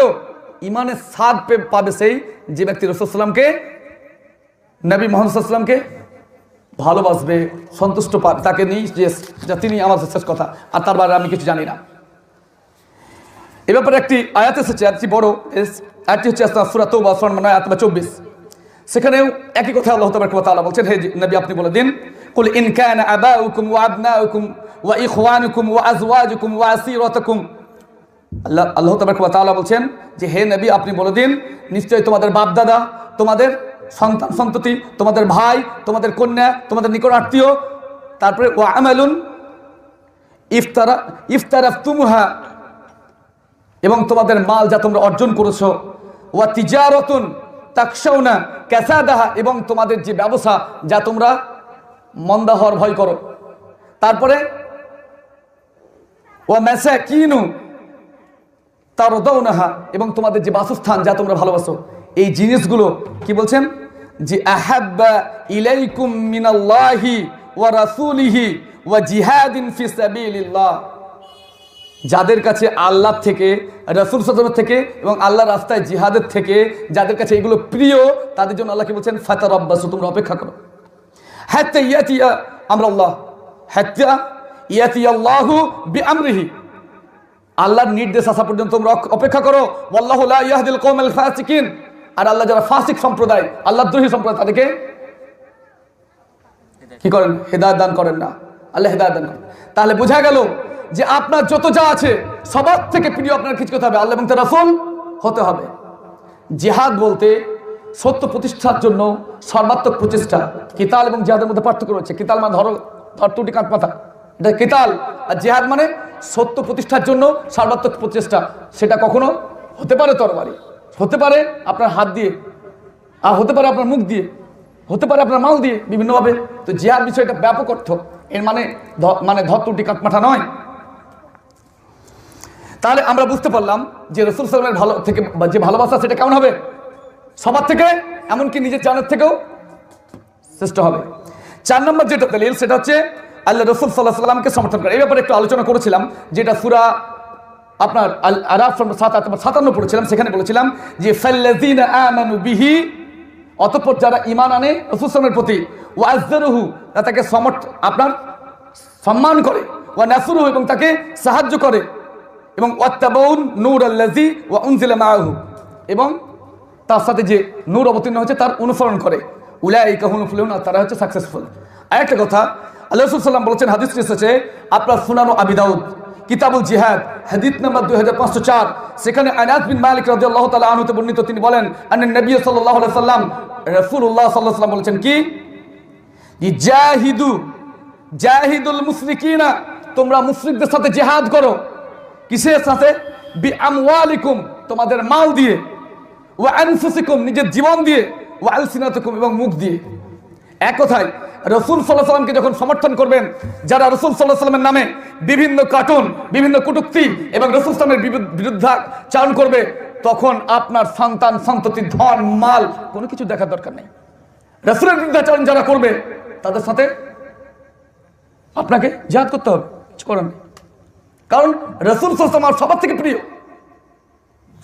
এই জন্য আল্লাহ রাসূল সাল্লাল্লাহু আলাইহি সাল্লাম সহিহ মুসলিম আপনার হাদিস নাম্বার 1754 কিতাবুল জিহাদ ও সিয়ার, সেখানে বর্ণিত হয়েছে যে রাসূল সাল্লাল্লাহু আলাইহি ওয়াসাল্লাম সাহাবাদেরকে আপনার উৎসাহিত করে বলেছেন যে মাইয়ারুদ্দুহুম আন্না, যে ব্যক্তি তাদেরকে অর্থাৎ কাফেরদেরকে আমাদের থেকে প্রতিরোধ করবে, সাহাবাদেরকে উদ্বুদ্ধ করেছিলেন, ওয়ালাহুল জান্নাত, তারা জান্নাতের অধিবাসী, তারা জান্নাতে যাবে। অথবা তিনি বলেছেন যে হুয়া রাফিকি ফিল জান্নাত, সে আমার জান্নাতে আমার সাথী হবে। বুঝতে পারলেন? তাহলে রাসূল সাল্লাল্লাহু আলাইহি সাল্লামের যদি কেউ বিরুদ্ধাচরণ করে, নবী মুহাম্মদ মুস্তাফা সাল্লাল্লাহু আলাইহি সাল্লাম সে বিরুদ্ধাচরণ করবে, সে মুরতাদ হোক, সে বিদ্রোহী হোক, সে কাদিয়ানী হোক, সে অন্য কেউ হোক, নবীর বিরুদ্ধাচরণ করলে জান থাকতে মাল থাকতে ছেড়ে কথা বলা যাবে না। মুখ দিয়ে হলে মুখ দিয়ে করবেন, লেখনের মাধ্যমে লেখনের মাধ্যমে, পরিস্থিতি যেমন সেইভাবে। কারণ জিহাদটা হচ্ছে সত্য প্রতিষ্ঠা করতে হবে, তার জন্য পরিস্থিতি বিচার করে যেটা উচিত সেটাই করতে হবে। বোঝা গেল? 5 নম্বর হচ্ছে আল্লাহ রাসূল সাল্লাল্লাহু আলাইহি সাল্লামের যে দাওয়াত, যে উদ্দেশ্য, নবীদের যে মিশন, সেটাকে আম করা। আজেবে ইলাহির এটা একটা বড় কারণ। আপনারা জানেন পৃথিবীতে 6টা জাতি ছিল, তারা পৃথিবীতে খুব ধ্বংস করেছিল আল্লাহ। আদ, সামুদ, এদের কথা শুনেছেন না শুনেননি? মুসা আলাইহিস সালামের জাতি বনি ইসরাইল, শুনেছেন না শুনেননি? তো এই যে জাতিগুলো, এদের কেন ধ্বংস করেছিলেন? এদের কি আপনি বলেন পিরামিড এমন তৈরি করেছে এখনো পর্যন্ত, সে একেবারে মানুষের এখন পর্যটন ক্ষেত্র হয়ে গেছে নাকি? আপনি চিন্তা করেন তাদের কত ছিল। আপনার এক একটা জাতি এক এক রকম শক্তিশালী ছিল, এক একটা গুণে এক একটা তাদের ছিল, ধন সম্পদ শক্তি, আল্লাহ বিভিন্ন কিছু দিয়েছিলেন তাদেরকে, ঐশ্বর্য দিয়েছিলেন, কিন্তু আল্লাহ তাদেরকে ধ্বংস করে দিয়েছে। কারণ কি? এখানে আমি 3-4টা নবী স্বপ্নবৃত্ত বলে যাবেন, 2-3টা খালি আয়াত পড়ে দিচ্ছি। নূহ আলাইহিস সালাম, তার ব্যাপারে আল্লাহ তাবারaka ওয়া তাআলা বলছেন তার মিশন সম্পর্কে। দলিল সূরা আল আরাফ 7 আয়াত নাম্বার 59, সেখানে আল্লাহ তাবারaka ওয়া তাআলা বলছেন যে লাকাদ আরসালনা নূহান ইলা কওমিহি, অবশ্যই আমি নূহ আলাইহিস সালামকে প্রেরণ করেছিলাম কার কাছে? তার জাতির কাছে। বুঝতে পারছেন? মনে রাখবেন, রাসূল সাল্লামকে এই নূহ আলাইহিস সালামকে তার জাতির কাছে। তার দাওয়াত কতদিন ছিল?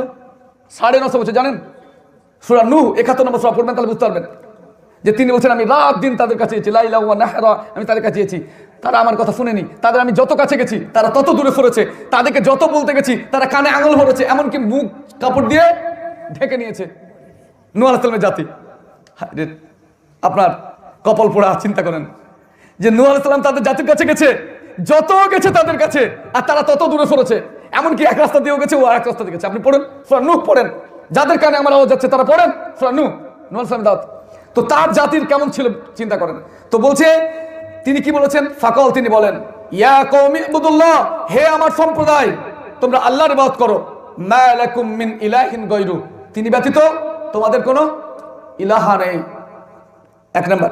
2 নম্বর, আপনার সূরা আল আরাফ 7 আয়াত 65, সেখানে আল্লাহ তাবারaka ওয়া তাআলা বলছেন ওয়া ইলা আদিন আখাহুম হুদান, এবং আমি আদ জাতির কাছে তাদেরই ভাই হুদকে পাঠিয়েছিলাম। কাকে পাঠিয়েছিলেন? হুদকে। তিনি কি বলেছেন? যে ইয়া কওমি ইবুদুল্লাহ, হে আমার সম্প্রদায়, তোমরা আল্লাহর ইবাদত করো, মা লাকুম মিন ইলাহিন গায়রু, তিনি ব্যতীত তোমাদের কোনো ইলাহা নেই। সেম কথা আপনার সামুদ জাতির জন্য বলা হচ্ছে। সূরা আল আরাফ 7 আয়াত 73 আল্লাহ তাবারaka ওয়া তাআলা বলেন যে ইলা সামুদ আখাহুম সালিহান, সালেহ আলাইহিস সালামকে সামুদ জাতির কাছে প্রেরণ করেছিলাম, তাদেরই ভাই সালেহকে প্রেরণ করেছিলাম। কল, তিনি বলেন ইয়া কওমি ইবুদুল্লাহ, হে আমার সম্প্রদায়, তোমরা আল্লাহর ইবাদত করো, মা লাকুম মিন ইলাহিন গায়রু, তিনি ব্যতীত তোমাদের কোনো ইলাহা নেই। অনুরূপভাবে সূরা আল আরাফ 7 আয়াত 85 আল্লাহ তাবারaka ওয়া তাআলা বলছেন ওয়া ইলা মাদিয়ানা আখাহুম শুআইবান, শুআইব আলাইহিস সালামকে তাদেরই ভাই শুআইবকে মাদাইন জাতির কাছে প্রেরণ করেছিলাম, কি বলেছিলেন তিনি?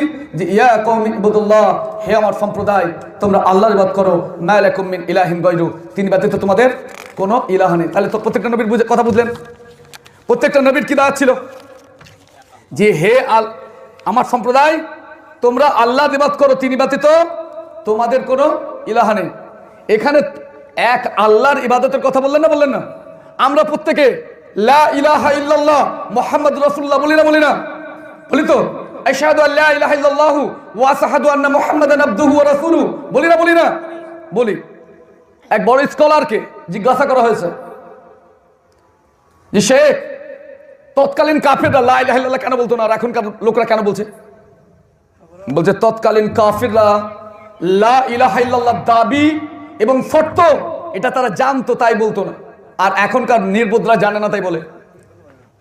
কেননা যাকে আবু জাহাল বলা হচ্ছে, অর্থাৎ অজ্ঞতার বাপ, এরা কি ভাবছেন অত অজ্ঞ ছিল? এরা সত্যকে প্রত্যাখ্যান করেছে, তাই সব থেকে বড় অজ্ঞ বলা হচ্ছে। এরা জানতো লা ইলাহা ইল্লাল্লাহ বললে 360 মূর্তি চলবে না, আমাদের নিজের খেয়াল খুঁজতে চলবে না, এই মানুষের উপরে নিপীড়ন চলবে না, অন্যায়ভাবে কোনো কিছু চলবে না। জানতো সব ত্যাগ করতে হবে, আল্লাহ এবং তার রাসূলের আনুগত্য পোষণ করতে হবে, সব ত্যাগ করতে হবে। এই জন্য লা না বাচক শব্দ দ্বারা, নাফি দ্বারা সবকে শেষ করে দেওয়া হচ্ছে। বুঝতে পারলেন? এই জন্য তারা বলতো না আমরা বুঝি না, তার জন্য সবকিছু করবো কিন্তু লা ইলাহা ইল্লাল্লাহ বলবো। ওরা জানছে যে লা ইলাহা ইল্লাল্লাহ সব ছাড়তে হবে। বুঝতে পারছেন? তো সব ছাড়তে যদি পারেন তবে লা ইলাহা ইল্লাল্লাহ বলার, তো সব অন্যায় ছাড়তে হবে, সব বৈধ জিনিস করতে হবে, করার চেষ্টা করতে হবে। তাহলে প্রত্যেকটা নবীর একটাই দাওয়াত ছিল, কি? আল্লাহর ইবাদত।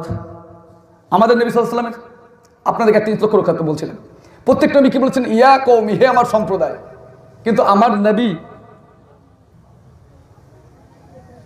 আমিনাল্লাহ মুরুদ্দুলাল, তিনি রহমাতুল আলামিন, ইমামুল আম্বিয়া, ইমামুল আউলিয়া, খাতামুন নবিয়্যিন, তিনি কি দাওয়াত দিয়েছিলেন? দলিল এ ব্যাপারে মুসনাদ আহমদ হাদিস নাম্বার 16023, সেখানে রাবিয়া ইবনে আব্বাদ আদ-দিলি তিনি বর্ণনা করছেন, রাবিয়া ইবনে আব্বাদ থেকে বর্ণিত, ওয়া কানা জাহিলিয়ান আসলামা, তিনি প্রথমে জাহিলি যুগে ছিলেন, পরবর্তীতে ইসলাম কবুল করেছেন। ফাকাল, তিনি বলেন, রাআইতু রাসূলুল্লাহ সাল্লাল্লাহু আলাইহি ওয়াসাল্লাম বাসারা আইনি বিসুকি জুল মাজাজি, আমি রাসূল সাল্লাল্লাহু আলাইহি ওয়াসাল্লামকে আমার নিজের চোখ দিয়ে জুল মাজাজ শহরে দেখেছি। বিসুকি জিল মাজাজি, আমি রাসূল সাল্লাল্লাহু আলাইহি ওয়াসাল্লামকে নিজের চোখ দিয়ে জুল মাজাজ শহর দেখেছি।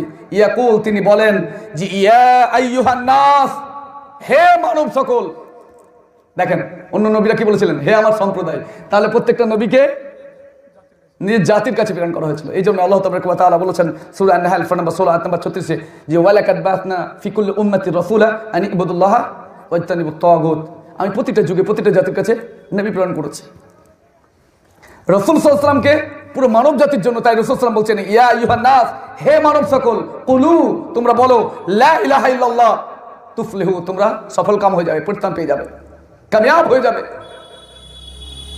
তারপর তিনি বলছেন ইয়াদখুলুনা ফি ফিজাজিহা ওয়ান নাসু মুতাকাসসিফুনা ইলাই, যখন তিনি বাজারে প্রবেশ করতেন লোক তার আশেপাশে জমা হয়ে যেত। দেখেন না অনেক সময় বাজারে অনেক লোক হয়তো আশেপাশে দাঁড়িয়ে, কিছু লোক চুপ করে দাঁড়িয়ে থাকে, কিছু বলে না, শুধু শুনতে থাকে না? তো রাসূল সাল্লাল্লাহু আলাইহি ওয়াসাল্লাম যখন বাজারে যেতেন তখন লোক তার আশেপাশে জমা হয়ে যেত, কেউ তাকে কিছু বলতো না। কি বলছেন? ফামা রাআইতু আহাদান ইয়াকুলু শাইআন, কেউ দেখতো কিন্তু আমি দেখেছি কেউ তাকে কিছু বলতেন না। ওয়া লা ইয়াসকুত, কিন্তু তিনি থামতেন না, বলেই যেতেন কুলু লা ইলাহা ইল্লাল্লাহ তুফলিহু। আজকে বলেন, আজকে আমরা যারা মুসলিম রয়েছি, আমাদের দায়িত্ব আছে না? নাই? আমাদের দায়িত্ব আছে তো। পুরো জাতি, মানব জাতির মধ্যে ইহুদি, খ্রিস্টান, নাসারা, নাস্তিক, আপনার বেদুইন, হিন্দু, বৌদ্ধ সবাই আছে। তার মধ্য থেকে আল্লাহ তাবারক ওয়া তাআলা সূরা আল ইমরান 3 আয়াত নাম্বার 110 বলছেন যে কুনতুম খায়রা উম্মাতিন উখরিজাত লিন-নাস তা'মুরুনা বিল মা'রুফ ওয়া তানহাউনা আনিল মুনকার ওয়া তু'মিনুনা বিল্লাহ। পুরো মানব জাতির মধ্যে থেকে তোমাদেরকে বের করে আনা হয়েছে। কেন? তোমরা মানুষকে ভালো কাজের আদেশ দিবে, খারাপ কাজ থেকে নিষেধ করবে। এই কাজটা করি কি আমরা? ভালো কাজের কেউ কিছু বললে কিন্তু খারাপ কাজকে বাধা দেওয়ার নাই। অথচ রাসূল সাল্লাল্লাহু আলাইহি ওয়াসাল্লামের হাদিস সহিহ মুসলিম কিতাবুল ঈমান বাবু কাউনুন নাহি আনিল মুনকার মিনাল ঈমান, হাদিস নম্বর 49, সে রাসূল সাল্লাল্লাহু আলাইহি ওয়াসাল্লাম বলছেন, মান রাআ মিনকুম মুনকারান ফালিয়ুগাইয়িরহু ফাবিয়াদিহি ফাইন লাম ইয়াস্তাতি ফাবিলিসানিহি ফাইন লাম ইয়াস্তাতি ফাবিকলবিহি ওয়া যালিকা আযাফুল ঈমান। যখন তোমরা কোনো অন্যায় দেখবে তখন করবে কি, হাত দিয়ে পরিবর্তন করার চেষ্টা করো, যদি না হয় মুখ দিয়ে, যদি না হয় অন্তর দিয়ে। সেটা হচ্ছে সব থেকে দুর্বলতম ঈমান। পরিবর্তন বলতে কি, মুখ দিয়ে, হাত দিয়ে বলতে হাত দিয়ে এটাও হয়, থাপ্পড় মারা হয়, হাত দিয়ে টেনে আনাও হয়, হাত দিয়ে বাপধন বলা হয়, হাত দিয়ে লেখাও হয়। যার যেমন ক্ষমতা, যে যেমন তাকে আল্লাহ সেইভাবে জিজ্ঞাসা করবেন। কেননা আলা কুল্লুকুম রাইন ও কুল্লুকুম মাসউলুন আন রায়াতিহি, তোমরা প্রত্যেকে দায়িত্বশীল আর তোমাদের প্রত্যেককে তোমাদের দায়িত্ব সম্পর্কে জিজ্ঞাসা করা হবে। সহিহ বুখারী কিতাবুল জুমা বাবুল আপনার কুরাত জুমা ওয়াল মুদুন, বাবুল কুরাত ওয়াল জুমা ওয়াল মুদুন, হাদিস নাম্বার 893। সেখানে বলা হচ্ছে যে তোমরা প্রত্যেকে দায়িত্বশীল আর তোমাদের প্রত্যেকের দায়িত্ব সম্পর্কে তোমাদেরকে জিজ্ঞাসা করা হবে। আল্লাহ কাউকে ছেড়ে কথা বলবেন না। তো আমাদের দায়িত্ব কি, ভালো কাজের আদেশ, খারাপ কাজ থেকে নিষেধ। এখন অন্তরে ঘৃণা বলে, অনেকে বলি ঘৃণা বলে এটাই, আপনার এই বাড়িতে বাস করছে, কদিন এই বাড়ির লোকগুলো বেরিয়ে কোথাও গেল, এসে দেখছে বাড়িতে একটা কুকুর পচা মরে এমন হয়ে গেছে যে নাকে রুমাল দিয়ে, আর হাত তো দিয়ে দূরের কথা, নাকে রুমাল দিয়ে আপনার ইয়ে হতে পারে, তখন কি করবে, বাড়ি ছেড়ে পালাবে? কি করবে? ওর দ্বারা হলো না তো যে পারবে তাকে বলো, ওকে ডেকে নিয়ে গান অমুক ইয়ে আছে, ফেলে 5 টাকা বা 50 টাকা দিয়ে ফেলে চলে আসে, বলে না? যার দ্বারা হলো ব্রেন খাটিয়ে তাকে কাজে লাগিয়ে ফেলো। সমাজে যদি কোনো অন্যায় থাকে যার দ্বারা হবে তাকে লাগাতে হবে, বুঝতে পারলেন? আল্লাহর কাছে দোয়া করতে হবে, আল্লাহ সমাজে এই অপরাধ হচ্ছে, আল্লাহ তুমি সাহায্য করো, এই অপরাধ তুমি যদি দূর না করো আমার দ্বারা সম্ভব নয়। মুমিনদের শ্রেষ্ঠ হাতিয়ার হচ্ছে দোয়া। তো আমরা সমাজে অপরাধ থাকলে আমরা সেটা ভালো কাজের আদেশ, খারাপ কাজ থেকে নিষেধ। আপনারা জানেন, ঠিক আছে, আপনারা জানেন যে আমাদের প্রত্যেকের একটা দায়িত্ব আছে। আমরা যেহেতু মুসলিম, এই দায়িত্ব মুসলিমের মধ্যে মৌলবীদের ভূমিকা বেশি না? আল উলামাউ ওয়ারাসাতুল আম্বিয়া, বা ইন্নামাল উলামা ওয়ারাসাতুল আম্বিয়া, আচ্ছা নাই? যারা আলিম, যারা উলামা, তারা কারা? নবীদের উত্তরাধিকার। টাকা পয়সার, কিসের? দিরহাম দিনারের। তাহলে যে কোরআন এবং ওয়াহি রেখে গেছেন সেই ওয়াহির, অন্য কিছুর নয়। এই জন্য রাসূল সাল্লাল্লাহু আলাইহি ওয়াসাল্লাম বলেছেন আপনার ওলামাদের গুরুত্ব। কিন্তু শুধু ওলামা বলে ওরা বললে যা বললে মুসলিমের যা পেলে আপনি কি ছাড় পাবেন ভাবছেন? এ ব্যাপারে আপনার জন্য খুব সতর্কবাণী, আমরা যারা সাধারণ মানুষ আছে তাদের জন্য। দলিল হচ্ছে সহিহ বুখারী কিতাব আহাদিসুল আম্বিয়া হাদিস নাম্বার 3461। সেখানে আপনার আব্দুল্লাহ ইবনে উমর রাদিয়াল্লাহু তাআলা আনহু থেকে বর্ণিত, তিনি বলেন যে রাসূলুল্লাহ সাল্লাল্লাহু আলাইহি ওয়াসাল্লাম বলেছেন, কি বলেছেন? বাল্লিগু আন্নি ওয়ালাউ আয়া, তোমার কাছে যদি আমার পক্ষ থেকে, কে বলছেন? রাসূল সাল্লাল্লাহু আলাইহি ওয়াসাল্লাম। অন্য যেখান থেকে যা বলেন বলে দিলেন, অমুক কিতাবে পেলাম বলে দিয়েছি, অমুক কাহিনীতে পেলাম বলে দিচ্ছি, তা নয়। ইসলাম বলে চালাতে পারবেন না। আন্নি, আমার পক্ষ থেকে। রাসূল বলছেন যদি আমার পক্ষে তোমার কাছে একটি আয়াত পৌঁছে থাকে তাহলে সেটা তুমি কি করো? প্রচার করো, পাবলিসিটি করো, মানুষকে জানিয়ে দাও, তাবলীগ করো। তো তাবলীগ মানে প্রচার, পাবলিসিটি, জানিয়ে দেওয়া, ঠিক আছে? এখন আমাদের প্রত্যেকে একটি আয়াত জানা থাকলেও সঠিকভাবে যদি জানেন, না জানলে বলবেন না, ওয়ালা তাকফু মা লাইসা লাকা বিহি ইলম, যে বিষয় সম্বন্ধে তোমার জানা নাই বলো তো দূরের কথা, তার পিছনে যেও না। কিন্তু একটা আয়াত কেন, অনেক আয়াত জানি আমরা, একটা আয়াত কেন, অনেক আয়াত জানি। তার আগে আমি দুটো কথা বলি।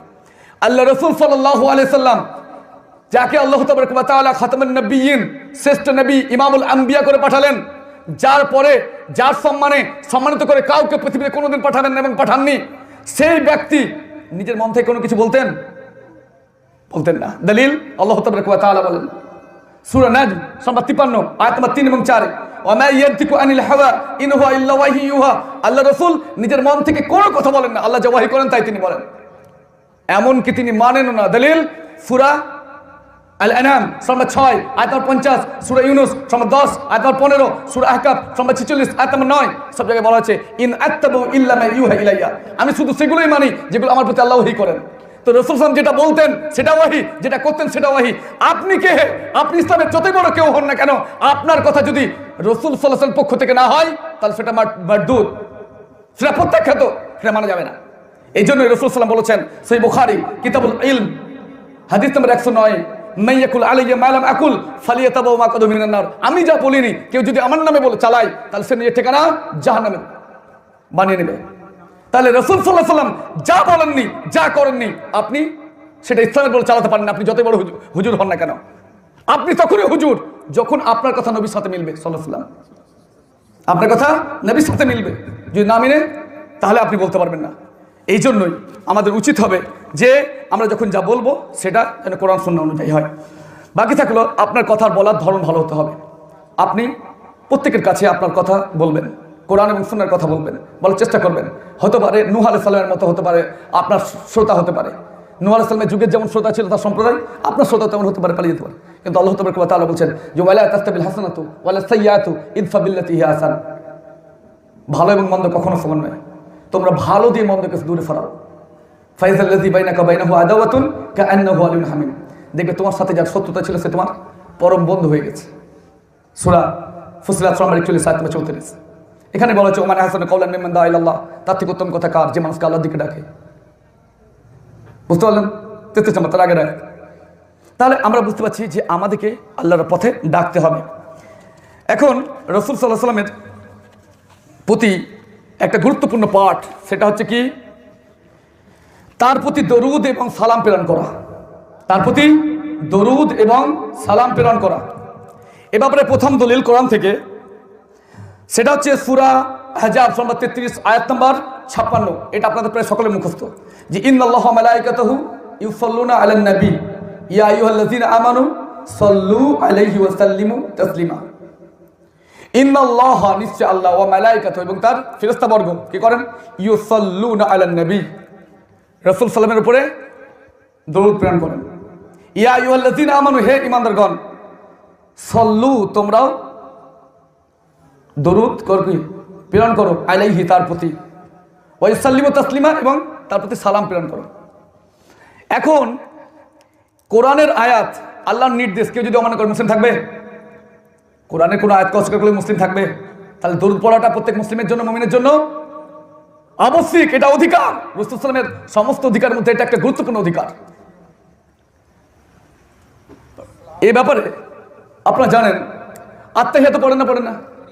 আত্তাহিয়াতু লিল্লাহি ওয়াস সালাওয়াতু ওয়াত তাইয়্যিবাতু। আপনার বাচনিক, শারীরিক সমস্ত কিছু কার জন্য? প্রথমে আল্লাহর জন্য বললেন। আসসালামু আলাইকা আইয়ুহান নাবিয়্যু।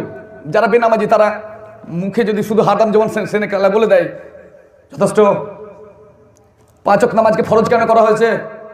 সেই নামাজে আত্তাহিয়াত পড়া আবশ্যিক কেন? 5 ওয়াক্ত নামাজের সাথে সুন্নত আছে না নাই? নফল আছে না নাই? প্রত্যেক রাকাতে আপনি সালাম প্রেরণ করবেন না করবেন না? অবশ্যই। অথচ মসজিদে ঢোকার সময় কি দেবো বলেন? আল্লাহুম্মা আফতাহলি আবওয়াবা রহমাতিক। সেই সাথে একটি দোয়া আছে, জানেন? আসসালাতু আসসালামু আলাইকা ইয়া রাসূলুল্লাহ আছে সেখানে, জানেন? বের সময়তেও তাই, ইবনে মাজার হাদিস। বের সময়তেও আসসালাতু আসসালামু আলা রাসূলুল্লাহ, ঠিক আছে? আলা রাসূলুল্লাহ, আল্লাহ সাল্লাল্লাহু উপরে সালাম এবং দরুদ সেখানে আপনি প্রেরণ করছেন। আপনি মসজিদে যান না? মসজিদ যদি হয়, মসজিদে কোনো ওয়াজ নসিহত হলে যাবে না কেন? মুতি পানি লাইনি।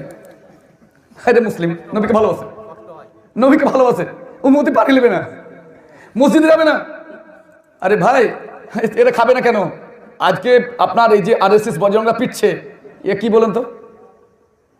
এই ধরনের নোড়ায় বেশি মার খাবে। আল্লাহর সব থেকে হচ্ছে দুনিয়াতে বেঈমানি করে মরছে, জিল্লতির মরছে, আখিরাতে মার খাবে।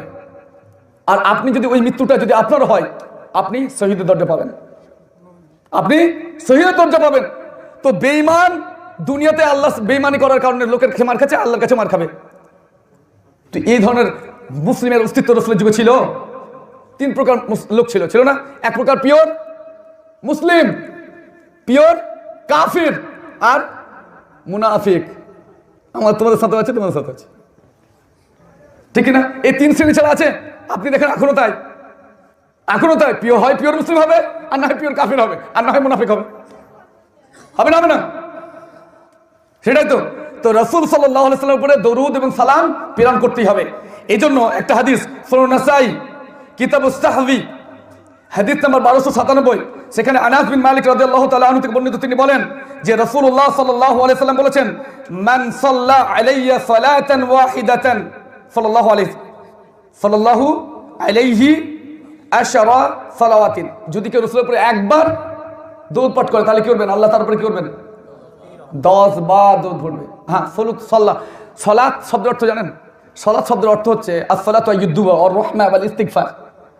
সালাত যখন আল্লাহর সঙ্গে সম্পৃক্ত হবে তখন মানুষের জন্য হবে রহমত অনুগ্রহ। যখন ফেরেশতাদের সঙ্গে হবে তখন হবে ক্ষমা প্রার্থনা, যখন পশু পাখি হবে তখন তাসবিহ, আর যখন মানুষ জিনের জন্য হবে তখন কি হবে? তখন দুয়া হবে, এর অর্থ। তো আল্লাহর পক্ষ থেকে অনুগ্রহ। তো এখানে আল্লাহ রাসূল সাল্লাল্লাহু আলাইহি ওয়াসাল্লাম বলছেন, আল্লাহ তাআলা বলছেন, যদি কেউ রাসূলের জন্য কেউ একবার দরুদ পড়ে তাহলে আল্লাহ করবেন 10 বার রহমত বর্ষণ করবেন। তারপরে ওয়া হুত্তাত আনহু আশরা খাতিয়াত, এবং তার 10টি গুনাহ মুছে দেবেন, 10টি গুনাহ 10টি পাপ মুছে দেবেন। ওয়া রুফিয়াত লাহু আশরু দারাজাত, এবং 10টি সম্মানের আসনে উন্নীত করবেন। তাহলে বলেন, কেউ যদি নিজেকে মুসলিম বলে, নবীর মোহাব্বতকারী বলে, সে দরুদ পড়বে না পড়বে না? তাহলে কেউ যদি একবার পড়ে কত গুণ দেখেন, 10 বার আল্লাহর রহমত, 10টি গুনাহ মুছে যাওয়া, আর 10টি সম্মানের আসনে উন্নীত হবেন। কেউ দরুদ পড়বে না পড়বে না? কেউ যদি না পড়ে, নবী নবী নবী বলছে সাল্লাল্লাহু, যখন নবী শুনবেন সাল্লাল্লাহু বলবেন, অন্তত রাসূল শুনবেন সাল্লাল্লাহু বলবেন, মুস্তাফা শুনবেন সাল্লাল্লাহু বলবেন। এক কথা, রাসূল সাল্লাল্লাহু সঙ্গে সম্পৃক্ত যেসব নামগুলো রয়েছে বা আপনার গুণগুলো রয়েছে, যখনই শুনবেন তখনই সাল্লাল্লাহু আলাইহি সাল্লাম বলবেন, অন্তত একবার। যখনই শুনবেন বলবেন, যখনই শুনলেন বলবেন, বেশি বললেন তো আলহামদুলিল্লাহ। তো যখনই আপনি শুনবেন, যদি না বলেন, বেশিরভাগ লোক নবী নবী বলে যাচ্ছে, গজল বানাচ্ছে, কিন্তু তাতে কোনো সাল্লাল্লাহু আলাইহি নাই। অনেক মাহফিল আছে, যখনই কেউ বলাচ্ছে তখন বলছি, না তো বলবো না। 1000 বার নবীর নাম আসছে সাল্লাল্লাহু আলাইহি সাল্লাম, কিন্তু সাল্লাল্লাহু আলাইহি সাল্লাম বের হয় না। অথচ প্রত্যেকটা হাদিসের সাথে সাল্লাল্লাহু আলাইহি সাল্লাম আছে। যে মৌলবী, আরে তারাও বলা উচিত যে, আরে ভাই, নবী শুনলে অন্তত সাল্লাল্লাহু আলাইহি সাল্লাম দরুদটা পড়েন। বড় দরুদ ইব্রাহিম আছে, আল্লাহুম্মা সাল্লি আলা মুহাম্মাদ ওয়া আলা আলি মুহাম্মাদ, সেটাও আছে। আল্লাহুম্মা সাল্লি ওয়া সাল্লিম আলা নবিয়িনা মুহাম্মাদ আছে। আল্লাহুম্মা, আপনার এইভাবে অনেক দরুদ আছে। আল্লাহুম্মা সাল্লি আলাইহি, আল্লাহুম্মা বারিক আলাইহি আছে, অনেক দরুদ আছে না নাই?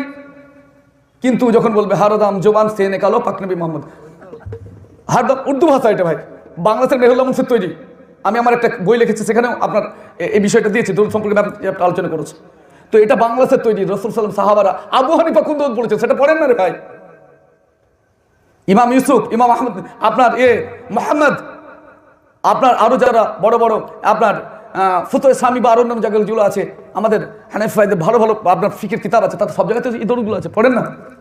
কিন্তু দরুদ পড়বেন না আপনি, মুখে বলবেন, কেউ পড়ালে তবে আপনি পড়বেন একটু, ওইটুকুই, আল্লাহুম্মা সাল্লি আলা সাইয়্যিদিনা, ওইটুকু ছাড়া আপনি আর বলবেন না, নিজে জানেন না, জানার চেষ্টা করেন না। অথচ যদি আপনি নবীর নাম শুনেন সাল্লাল্লাহু আলাইহি সাল্লাম, আর যদি দরুদ না পড়েন, তার ব্যাপারে আপনার বলা হচ্ছে রাগিমা আনফু রাসূলিন যুকিরতু ইনদাহু ফালাম ইউসাল্লি আলাইহি। রাসূলুল্লাহ বলছেন, যদি কেউ আমার নাম শুনলো অথচ দরুদ পড়লো না, সে যেন, তার নাক যেন ধুলাই ধূসরিত হয়, ধুলা মিশে যায়। আপনার আরেকটা হাদিস এসেছে, এটা জানেন যে আল বুখারী আল্লাযী মান যুকিরতু ইনদাহু ফালাম ইউসাল্লি আলাইহি, সুনান তিরমিজির হাদিস, আর সব হাদিসে আছে এগুলো, হযরত আলী থেকে বর্ণিত। যে ব্যক্তি রাসূল সাল্লাল্লাহু আলাইহি ওয়াসাল্লামের নাম শুনলো অথচ দরুদ পড়লো না, সে ব্যক্তি সবথেকে কৃপণ বখিল। আল বখিলু লা ইয়াদখুলুল জান্নাহ, যে বখিল সে জান্নাতে যাবে না। তো এটা তো গেল আপনার না পড়ার শাস্তি। কিন্তু আমরা অনেকেই দোয়া করি, খুব দোয়া করি, কিন্তু জানেন এই দোয়া কবুল হবে না। দোয়া কবুল হবে না। আপনার সিলসিলাতুস সহিহাতে এসেছে যে কুল্লু দুআইন মাহজুবিন, যে প্রত্যেক দোয়া ঝুলতে থাকে যতক্ষণ পর্যন্ত মানে রাসূল সাল্লাল্লাহু আলাইহি ওয়াসাল্লামের প্রতি দরুদ না পড়া হয়। তো দরুদ না পড়লে দোয়া ঝুলতে থাকবে। এছাড়াও একটা হাদিস এসেছে, হাদিসটা আপনার সুনান ইবনে মাজাহ কিতাব ইকামাতিস সালাতি ওয়াস সুন্নাতু ফিহা, হাদিস নাম্বার 908। সেখানে আব্দুল্লাহ ইবনে আব্বাস রাদিয়াল্লাহু তাআলা আনহু থেকে বর্ণিত, তিনি বলেন যে রাসূল সাল্লাল্লাহু আলাইহি ওয়াসাল্লাম বলেছেন যে মান নাসিয়া সালাতা আলাইয়া, যে ব্যক্তি রাসূল সাল্লাল্লাহু আলাইহি ওয়াসাল্লামের উপরে দরুদ পড়তে ভুলে গেল, খাতিয়া তারিকাল জান্নাত, সে ব্যক্তি জান্নাতের রাস্তা ভুলে যাবে। তাহলে অবশ্যই আমরা করব কি? অবশ্যই আমরা রাসূল সাল্লাল্লাহু আলাইহি ওয়াসাল্লামের উপরে দরুদ এবং সালাম প্রেরণ করব। সালামের ব্যাপার কোথায় বললাম? 5 ওয়াক্ত নামাজ যদি না পড়েন, সব থেকে দোয়া কবুলে যা কোনটা? নামাজ। কি মুনাজাত মানে? কি মুনাজাত মানে? হুইসপার, ইংলিশে ফিস করে কথা বলা, ফিস করে কথা বলা। যখন কেউ নামাজ পড়ে তখন সে রবের সাথে ইউনাজি রব্বাহু, যখন কেউ সালাত আদায় করে তখন সে আল্লাহর সঙ্গে ফিস করে কথা বলে। তো নামাজে আপনি আল্লাহর সঙ্গে কথা বলেন, আর সেখানে আল্লাহ রাসূলের জন্য যদি দরুদ পড়েন, সালাম প্রেরণ করেন, কি পড়ছেন? প্রথমে আসসালামু আলাইকা আইয়ুহান নাবিয়্যু ওয়া রাহমাতুল্লাহি ওয়া বারাকাতুহু, তারপরে বিশ্ব মুসলিমের জন্য। হ্যাঁ, একটা আপনার কথা খুব এখানে মানে গুরুত্বপূর্ণ। কেউ যদি চায় যে সমগ্র মুসলিম ব্যক্তি আমার জন্য দোয়া করুক, তাহলে সে কি করবে? সে ব্যক্তি ভালো মুমিন হয়ে যাবে, ভালো মুসলিম হয়ে যাবে, আমলে সালেহকারী হয়ে যাবে। কেননা আসসালামু আলাইকা আইয়ুহান নবী ওয়া রাহমাতুল্লাহি ওয়া বারাকাতুহু, আসসালামু আলাইনা ওয়া আলা ইবাদিল্লাহিস সালিহিন। যত সালেহ বান্দা রয়েছে তাদের উপরেও কি হচ্ছে দোয়া চাচ্ছেন। তাহলে প্রত্যেক যে নামাজ পড়েছে আপনার যদি দোয়া করছেন না করেন না, তো সালেহ বান্দা হতে হবে না আপনাকে? এটা একটা ব্যাপার এখানে। তারপরে কি দরুদ ইব্রাহিম পড়ছেন, আল্লাহুম্মা সাল্লি আলা মুহাম্মাদ ওয়া আলা আলি মুহাম্মাদ কামা সাল্লাইতা আলা ইব্রাহিম ওয়া আলা আলি ইব্রাহিম ইন্নাকা হামিদুম মাজিদ, আল্লাহুম্মা বারিক আলা মুহাম্মাদ ওয়া আলা আলি মুহাম্মাদ কামা বারাকতা আলা ইব্রাহিম ওয়া আলা আলি ইব্রাহিম ইন্নাকা হামিদুম মাজিদ। তাহলে বোঝা যাচ্ছে যে এই যে দরুদগুলো, অনেকগুলো দরুদের কথা এলো, যে এটা দরুদ ইব্রাহিম, এটা নামাজে হয়তো পড়েন, এটা অন্য সমাজে পড়তে পারেন। তাছাড়া সাল্লাল্লাহু আলাইহি সাল্লাম ছোট্ট দরুদ, সেটা পড়বেন। আল্লাহুম্মা সাল্লি ওয়া সাল্লিম আলা নবিয়িনা মুহাম্মদ, এটা বলবেন। আল্লাহুম্মা সাল্লি আলাইহি আল্লাহুম্মা বারিক আলাইহি বলবেন। আল্লাহুম্মা সাল্লি আলা মুহাম্মাদ ওয়া আলা আলি মুহাম্মাদ, এটা বলতে পারেন। এভাবে অনেক দরুদ এসেছে যেগুলো অথেন্টিক, যেগুলো সাহাবারা পড়েছেন, তাবিরা পড়েছেন, তাবিনরা পড়েছেন, 4 ইমাম পড়েছেন, তাদের পরবর্তী ইমামরা পড়েছেন। এবং প্রত্যেকটা হাদিসের সাথে যেসব দরুদগুলো আছে বা হাদিস থেকে প্রমাণ্য যে দরুদগুলো আছে সেগুলো আমরা পড়ব। পরবর্তী যুগে কারো বানানো যদি কিছু হয়, তাতে যদি আসল না থাকে আর সেটাতে যদি নেকির আশা করেন, কাজ হবে। বিদআত কোনটা? নেকির আশায় নিজে থেকে কিছু মানিয়ে নিলেন। অথচ আপনারা জানেন যে রাসূল সাল্লাল্লাহু আলাইহি সাল্লাম বলেছেন, এই দুটো হাদিস পড়ে আমি আমার বক্তব্য ইনশাআল্লাহ শেষ করছি। বর্তমান পরিস্থিতির উপরে এবং এই কথার উপরে ইনশাআল্লাহ অনেকটা একমত হয়ে। সুনান আবি দাউদ কিতাবুস সুন্নাহ বাবুন ফিল উজুমিস সুন্নাহ, হাদিস নাম্বার 4607। সেখানে ইরবাজ ইবনে সারিয়া রাদিয়াল্লাহু তাআলা আনহু বর্ণিত, তিনি বলেন যে রাসূলুল্লাহ সাল্লাল্লাহু আলাইহি ওয়াসাল্লাম বলেছেন যে উসিকুম বিত্তাকওয়া আল্লাহ আযজা ওয়া জাল ওয়াস সামি ওয়াত তাআতি ওয়া ইন তামরা আলাইকুম আবদুন হাবসিয়ুন ফাইন্নাহু মান ইয়াস মিনকুম ফাসায়রা ইখতিলাফান কাসীরা ফাআলাইকুম বিসুন্নতি ওয়া সুন্নাতুল খুলাফায়ে রাশিদিন আল মাহদিয়্যিন তামাসসাকু বিহা ওয়া আযু আলাইহা বিন নওয়াজিজ ওয়া ইয়্যাকুম মুহদাসাতিল উমুর ফাইন্না কুল্লা মুহদাসাতিন বিদআ ওয়া কুল্লা বিদআতিন দালালা ওয়া কুল্লা দালালাতিন ফিন-নার। এই হাদিসটা মানে যেহেতু ব্যাখ্যা দিলে অনেক টাইম লাগবে, তার জন্য আমি পুরো হাদিসটা পড়ে নিলাম। রাসূলুল্লাহ বলছেন যে আমি তোমাদেরকে ওসিয়ত করছি, তোমরা আল্লাহকে ভয় করে চলবে। তোমাদের নেতা যদি হাবশী গোলাম হয় তাহলে তার কথা শুনবে এবং মানবে। ফাইন্নাহু মান ইয়াস মিনকুম ফাসায়রা ইখতিলাফান কাসীরা, যদি আমার পরে তোমরা যারা বেঁচে থাকবে তারা কি বিভিন্ন রকম মতবিরোধের মধ্যে, ঝামেলার মধ্যে পড়বে, কারোর সঙ্গে কারোর মতে মিল নাই, এই যে পরিস্থিতি এখন পড়বে, তখন তোমরা কি করবে? ফাআলাইকুম বিসুন্নতি ওয়া সুন্নাতুল খুলাফায়ে রাশিদিন আল মাহদিয়্যিন, তোমরা আমার সুন্নতকে এবং আমার যারা সাহাবা বর্গ রয়েছে, খলিফা রাশিদিন রয়েছে, তাদের সুন্নতকে আঁকড়ে ধরবে। কিভাবে? তামাসসাকু বিহা ওয়া আযু আলাইহা বিন নওয়াজিদ, চুয়ালের দাঁত দিয়ে কোনো জিনিস যেমন মজবুতভাবে ধরে সেভাবে আঁকড়ে ধরবে। এখন এই ফিতনার সময়, বিভিন্ন ইখতিলাফের সময়, সে সময় একটাই কাজ, আল্লাহ রাসূলের সুন্নাত এবং খলিফা রাশিদিনের সুন্নতকে আঁকড়ে ধরে থাকতে হবে। বুঝতে পারলেন? আর দ্বীনের মধ্যে নতুন কিছু করা চলবে না। নতুন কিছু করলে কি হবে? আল্লাহ রাসূল সাল্লাল্লাহু আলাইহি ওয়াসাল্লাম কি দিয়ে জাননি? আপনি দেখতে পাবেন কাঞ্জুল ইমান পড়েন, প্রথম দিকে দেখবেন মা ফাররাতনা ফিল কিতাব, আল্লাহ কিতাবে কোনো কিছু ছাড়েনি। সূরা আল আনামের আয়াত দেওয়া আছে, কিতাবে যদি কিছুই না ছাড়েন তো তোমার তৈরি করার দরকার কি ভাই? তোমার তৈরি করার কি দরকার? নবী সাল্লাল্লাহু আলাইহি ওয়াসাল্লামকে তুমি বলছো কমপ্লিট ম্যান, তাহলে তোমার কথা অনুযায়ী নতুন কিছু তৈরি করতে গেলে নবী সাল্লাল্লাহু আলাইহি ওয়াসাল্লাম ইসলামকে অসম্পূর্ণ ছেড়ে গেছেন, নাউজুবিল্লাহ। তাহলে দ্বীনে যা আছে, কোরআন হাদিসে যা আছে তাই তো মানতে পারি না, আবার উপর থেকে বোঝা। তাহলে যেটুকু আছে সেটুকুই জানান, বাড়তে যেন না, বাড়তে যেন না। যখনই আল্লাহ এবং তার রাসূল থেকে বেড়ে যাবেন তখনই সমস্যা, আল্লাহ এবং তার রাসূল থেকে বেড়ে যাওয়া যাবে না। এখন আমাদের মধ্যে বিভিন্ন ফিরকা, বিভিন্ন ভাগ, এই ভাগগুলো থেকে বাঁচতে হবে, ভাগগুলো থেকে বাঁচতে হবে। এই জন্য একটাই পথ। আল্লাহ রাসূল সাল্লাল্লাহু আলাইহি ওয়াসাল্লাম বলছেন, হাদিসটি এসেছে আপনার মুসনাদ আহমদ, হাদিস নাম্বার 4142, আব্দুল্লাহ ইবনে মাসউদ রাদিয়াল্লাহু তাআলা আনহু থেকে বর্ণিত। তিনি বলেন, রাসূল সাল্লাল্লাহু আলাইহি ওয়াসাল্লাম বলছেন ইবনে মাসউদ, খাত্তানা রাসূলুল্লাহ সাল্লাল্লাহু আলাইহি ওয়াসাল্লাম খাত্তানি বিয়াদিহি, খাত্তান বিয়াদিহি, রাসূল সাল্লাল্লাহু আলাইহি ওয়াসাল্লাম নিজের হাত দিয়ে একটি দাগ টানলেন। সুম্মা ক্বাল, অতঃপর বললেন, হাযা সাবিলুল্লাহ মুস্তাকিমা, এটা হচ্ছে আমার সোজা পথ। তাহলে রাসূল সাল্লাল্লাহু আলাইহি ওয়াসাল্লাম নিজের সোজা পথ বাতিল দিয়েছেন না বাতিল দেননি? বাতিল দিয়েছেন। তাহলে এটা হচ্ছে আমার সোজা পথ। ওয়া খাত্তা খুতুতান আন ইয়ামিনিহি ওয়া শিমালিহি, তারপর তিনি তার ডান এবং বামে কিছু দাগ টানলেন। সুম্মা ক্বাল হাযা সাবিলু লাইসা আলাইহি শাইতানুন, যে এই যে পথগুলো দেখছো এগুলো হচ্ছে শয়তানের পথ, এগুলো শয়তান পথ। ইয়াদু ইলাইহি, সে নিজের দিকে ডাকছে। এই জন্য কেউ কাদিয়ানি বলছে তুমি আমার দিকে চলে এসো জান্নাতি হয়ে যাবা, সবাই ভুল। ও বলছে আমার দিকে চলে এসো। যদি কেউ নিজের দিকে ডাকে কারোর দিকে যাবেন না, যে আল্লাহ এবং তার রাসূলের দিকে ডাকবে, কোরআন এবং সুন্নাহর দিকে ডাকবে, তার দিকে যাবেন। কোনো দল আপনার ইসলামে গুরুত্ব পাবে না, ওইটাই আল্লাহ রাসূল যে সেটা পথ। তারপর তিনি কোরআনের সূরা আল আনামের 153 নম্বর আয়াত পড়লেন, বললেন যে হাদা সাবিলুল্লাহি মুস্তাকিমান, এটা হচ্ছে আল্লাহর সোজা পথ, হাদা সাবিলুল্লাহি মুস্তাকিমান। তারপরে তিনি বললেন যে তোমরা এর অনুসরণ করো, এই যে পথ এর অনুসরণ করো, ওয়ালা তাত্তাবিউ সুবুলা ফাতাফাররাকু বিকুম আন সাবিলি। তোমরা যদি অন্য পথ অনুসরণ করো তাহলে মূল পথ থেকে ছিটকে যাবে, মূল পথ থেকে সরে যাবে। আমরা বর্তমানে বিভিন্ন ব্যক্তির নামে, বিভিন্ন স্থানের নামে বিভিন্ন ভাগ হয়ে যাচ্ছে, এই ভাগ করা যাবে না। আমরা প্রত্যেকে নবী মুহাম্মদ সাল্লাল্লাহু আলাইহি ওয়াসাল্লামের উম্মতি। আর আমাদের যে একটা দাওয়াত, আমি প্রথমে যে কথাটা বলছিলাম এটা একটু ভুলে গেছিলাম, সেটা হচ্ছে আমাদের যে দাওয়াত, একটা আয়াত যেন বলতে হবে। সূরা ফাতিহা সবাই জানেন না? জানেন না? সূরা ফাতিহা জানেন তো? সূরা ফাতিহাতে কটা আয়াত আছে? 7টা আয়াত। 4টে আয়াতের দাওয়াত দিলে সব এক হয়ে যাবেন। 4টে আয়াতের দাওয়াত দিলে সবাই এক হয়ে যাবেন, কোনো পার্থক্য থাকবে না, গ্যারেন্টি আমার। বাকি তো আয়াতগুলো তো আছেই। 4টে আয়াত। প্রথম দেখেন, প্রথম প্রত্যেক নবীর দাওয়াত কি ছিল? এক আল্লাহর দিকে আহ্বান। আর এই একত্বকে কি বলে হয় আরবিতে? তাওহীদ। তাওহীদ কয় বিভক্ত? উলামাগণ তাওহীদকে 3 ভাগে ভাগ করেছেন, তাওহীদ আর রুবুবিয়্যাহ, তাওহীদ আল উলুহিয়্যাহ, তাওহীদ আল আসমা ওয়াস সিফাত, 3টে ভাগে ভাগ করেছেন। সূরা ফাতিহাতে, সূরা ফাতিহা হচ্ছে উম্মুল কোরআন, কোরআনের মূল, প্রিফেস অফ দ্য কোরআন, কোরআনের মুখবন্ধ। তো কোরআনের মূল যদি সূরা ফাতিহা হয়, সেখানে মূল কথা সবই দিয়ে দিয়েছেন। আল্লাহ তাবারক ওয়া তাআলা বলছেন আলহামদুলিল্লাহি রাব্বিল আলামিন, সমস্ত প্রশংসা আল্লাহর জন্য, যিনি নবম ইউনিভার্সের, তিনি কি? রব। তো এই যে রব, রব কাকে বলে? যিনি সৃষ্টি ক্ষমতা এবং প্রতিপালন ক্ষমতা একসঙ্গে বহন করেন, তিনি হচ্ছেন রব, তিনি হচ্ছেন রব। তো আল্লাহকে রব বলে যখন স্বীকার করবেন, তখন সেখানে আপনাকে কি করতে হবে? রুজির মালিক কে? আল্লাহর। ছেলে দেওয়ার মালিক কে? নবমণ্ডল এবং ভূমণ্ডলকে পরিচালনা করেন, ইউদাব্বিলুল আমর, নবমণ্ডল এবং ভূমণ্ডলকে পরিচালনা করেন আল্লাহ। লিল্লাহি মুলকুস সামাওয়াতি ওয়াল আরদ, নবমণ্ডল এবং ভূমণ্ডলের জন্য। ইয়াখলুকু মা ইয়াশাউ, তিনি যা ইচ্ছা সৃষ্টি করেন, করেন না? করেন না? তারপরে আপনার এটা হচ্ছে সূরা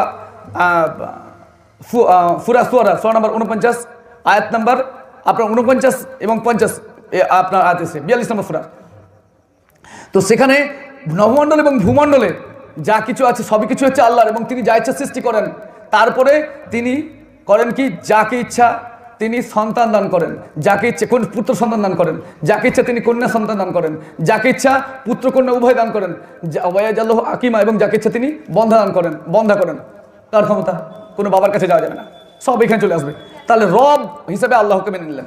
আর রহমান রহিম, আল্লাহর যে গুণবাচক নাম রয়েছে, সেই গুণবাচক নাম। আর রহমান রহিম, মালিক ইয়াউমিদ্দিন, রহমান রাহিম মালিকার নাম। আল্লাহর ঘর যারা পড়েছেন কায়দা, পড়েন না? আল্লাহর নাম, আল্লাহর নাম সৃষ্টির কাউকে দেওয়া যাবে না, আল্লাহর গুণ কাউকে দেওয়া যাবে না। অনুরূপভাবে তাহলে আল্লাহর গুণ কি? আল্লাহ দয়া করেন, এই দয়া মানুষের দয়ার মতো নয়। এবার একটা এই ক্ষেত্রে সাহায্য করা, ইয়াকা নাবুদু ওয়া ইয়াকা নাস্তাইন, বলেন না? সাহায্যের ব্যাপার আসছে। সাহায্য দুই ভাই বিভক্ত, এক হচ্ছে আমি উঠতে পারি না ভাই ধরেন তো, বলে তিনি হাত ধরলেন, এটা কি? তাহাতাল আসবাব। আর একটা কি? ফাওকাল আসবাব। তাহাতাল আসবাব এবং ফাওকাল আসবাব। তাহাতাল আসবাবে মানুষ মানুষকে সাহায্য করতে পারে। ফাওকাল আসবাব, যেখানে মানুষের তো দূরের কথা পৃথিবীর কারো কোনো কর্তৃত্ব থাকে না, সেই জায়গাটা, যেমন ধরেন ভূমিকম্প হচ্ছে, আর্টকোয়েক হচ্ছে, সুনামি হচ্ছে, বা আরো অন্যান্য কোনো বিপদে ফেসে গেছেন, তখন কি বলেন? আল্লাহ তুমি বাঁচাও, আল্লাহ তুমি বাঁচাও, বলেন না? চীনে উইঘুর মুসলিম থেকে যখন পিছল, কাকে ডাকছিল? কোনো হুজুর বাঁচিয়েছিল? তো তাহাতাল আসবাবে কোনো কাজ হয়নি ওখানে, ওখানে ফাওকাল আসবাব। তার জন্য আজকে করোনা ভাইরাস, বুঝলেন? তাহলে তাহাতাল আসবাব এবং ফাওকাল আসবাব যেটা রয়েছে, এই বিষয়টা গুরুত্ব রাখবেন। তো এখানে আমরা করছি কি? আল্লাহর যে নাম রয়েছে, এই নাম কাউকে সরাসরি বলা যাবে না। যেমন রহমান বলতে পারবেন না, আব্দুর রহমান। মালিক বলতে হবে না, আব্দুল মালিক। অনুরূপভাবে আল্লাহর যে গুণ, আল্লাহর গুণ কাউকে দেওয়া যাবে না। এখন আল্লাহর গুণ যেমন কাউকে দেওয়া যাবে না, তেমনি মানুষের যে গুণগুলো রয়েছে এগুলো দিতে পারবেন নাকি? মানুষের গুণ আল্লাহকে দিতে পারবেন না, এটা ব্যাপার। আর একটা লাস্টের কথা হচ্ছে ইয়াকা না'বুদু ওয়া ইয়াকা নাস্তাইন, এটা হচ্ছে তাওহীদ আল উলুহিয়্যাহ। আর এইটাই হচ্ছে সব জায়গায় ঝামেলার মূল হচ্ছে এটা। ইয়াকা না'বুদু, হে আল্লাহ আমি তোমারই ইবাদত করি, ওয়া ইয়াকা নাস্তাইন, এবং তোমারই কাছে সাহায্য চাই। শুধু একটা উদাহরণ দিয়ে বুঝতে পারবেন। এখানে যারাই নামাজ পড়েন, যাদের মুখস্থ আছে, যদি আমাদের কারো স্ত্রী আমাদের কাউকে যদি বলে তুমিও আমার স্বামী, আর তোমার কাছেও আমি আমার প্রয়োজন মিটাই, তোমার কাছেও, তা আপনি কি করবেন? ওকে থবেন? প্রয়োজন যা সব কিছু দেই, বলবেন কি তোমারও, মানে কি বলবেন? রেগে যাবেন না? তোমার মানে আমার সাথে কেউ আছে নাকি, তা বলবেন না বলবেন না? তোর আর কি অন্য কোনো স্বামী আছে বলবেন না বলবেন না? হয়তো গ্রাম্য ভাষা আমরা কি বলি, তোর অন্য ভাই ভাতার আছে বলবো, বলি না বলি না? নাউজুবিল্লাহ, এই কথা বলি না বলি না? গ্রাম্য ভাষায় বলি আমরা, স্বামীকেই বোঝাই এটা। যদিও এটা যেমন করবেন আল্লাহ তাবারক ওয়া তাআলাকে যদি আপনি কর্মগতভাবে নামাজে বলছেন, হে আল্লাহ আমি তোমারই ইবাদত করি, ওই মেয়েটা যদি বলে যে শুধু হে তুমিই আমার স্বামী, আর তোমাকে ছাড়া আমি কাউকে বুঝি না, যা প্রয়োজন আমার তোমাকে দিতে হবে সব, আপনি খুশি না হবেন না? খুশি হবেন যে আমার স্ত্রী অন্তত চরিত্রবান, তুমি আমার স্বামী, আর তুমি ছাড়া আমি কাউকে কিছু চাই না, আমি কাউকে বুঝি না। আল্লাহকে আপনি বলছেন, কি বলছেন? ইয়াকা নাবুদু, হে আল্লাহ আমি তোমারই ইবাদত করি, ওয়া ইয়াকা নাস্তাইন, হে আল্লাহ আমি তোমারই কাছে সাহায্য চাই, অন্য কারো কাছে সাহায্য চাই না। আজকে বর্তমানে যত মানুষ মুসলিমদের মধ্যে ওমা ইউমিনু আকসারুহুম বিল্লাহি ইল্লা হুম মুশরিকুন, অধিকাংশ লোক আল্লাহর প্রতি ঈমান আনা সত্ত্বেও যে মুশরিক হয়ে যাচ্ছে, তার একটাই কারণ, তারা নামাজে বলছে ইয়াকা, কি বলছে সেটা বুঝে না, সে অন্য জায়গায় গিয়ে বলছে হে আল্লাহর জায়গায় আল্লাহর মতো অন্য কাউকে তুমিও আমাকে দিতে পারো, তুমি দাতা বাবা আমাকে দাও। কি বলছেন? গাদ্দারি করছেন না করেন? চাইছেন কার কাছে ভাববেন। তারপর বলছেন ইহদিনাস সিরাতাল মুস্তাকিম, হে আল্লাহ তুমি আমাকে সোজা পথে দাও। কোন পথে? এখন তো রাস্তা ইহদিনাস সিরাতাল মুস্তাকিম, সিরাতাল লাযিনা আনআমতা আলাইহিম, যেটা যাদেরকে তুমি নিয়ামত দান করেছো তাদের পথে। নিয়ামত কাদের পরে? মিনান নাবিয়্যিনা ওয়াস সিদ্দিকিনা ওয়াস শুহাদা সালিহিন। তো নবীদের পথ, সিদ্দিকদের পথ, সালিহদের পথ, এই যে পথ, নিয়ামতের পথ। আপনি ভাবেন এই আয়াত কয়টা যদি দাওয়াত দেন, প্রত্যেকে এই আয়াত কয়টা নবীওয়ালা কাজ করতে গেলে এই দাওয়াতগুলো প্রত্যেকে জানাতে হবে। সূরা ফাতিহা ভালোভাবে বুঝিয়ে দেন, ও আলহামদুলিল্লাহ তাওহীদ পেয়ে যাবে। তাওহীদ পেয়ে গেল মানে সব ঠিক পথে চলে আসবে। লা ইলাহা ইল্লাল্লাহ যদি কেউ বুঝে যায়, আলহামদুলিল্লাহ, আর কোনো কিছু বোঝার দরকার নেই। লা ইলাহা ইল্লাল্লাহ মুহাম্মাদুর রাসূলুল্লাহ কেউ যদি বুঝে যায়, সব বুঝে গেল। কারণ এইটাই তো মূল দাওয়াত। আশহাদু আল্লা ইলাহা ইল্লাল্লাহ ওয়া আশহাদু আন্না মুহাম্মাদান আবদুহু ওয়া রাসূলুহু, এইটাই তো বুঝাতে হবে। এটা বুঝে গেল সবকে লাতে লা দিয়ে সবকে শেষ। আল্লাহ যেন আমাদেরকে সঠিক বুঝদান করেন। আমরা আজকে আর লাস্টের যে বিষয়টা সেটা বলার প্রয়োজন পড়ছে না, সেটা হচ্ছে কি, নবীর যে দুশ্মন সে আমাদের দুশ্মন, নবীর যে দোষ সে আমাদের দোষ। কি না বলেন?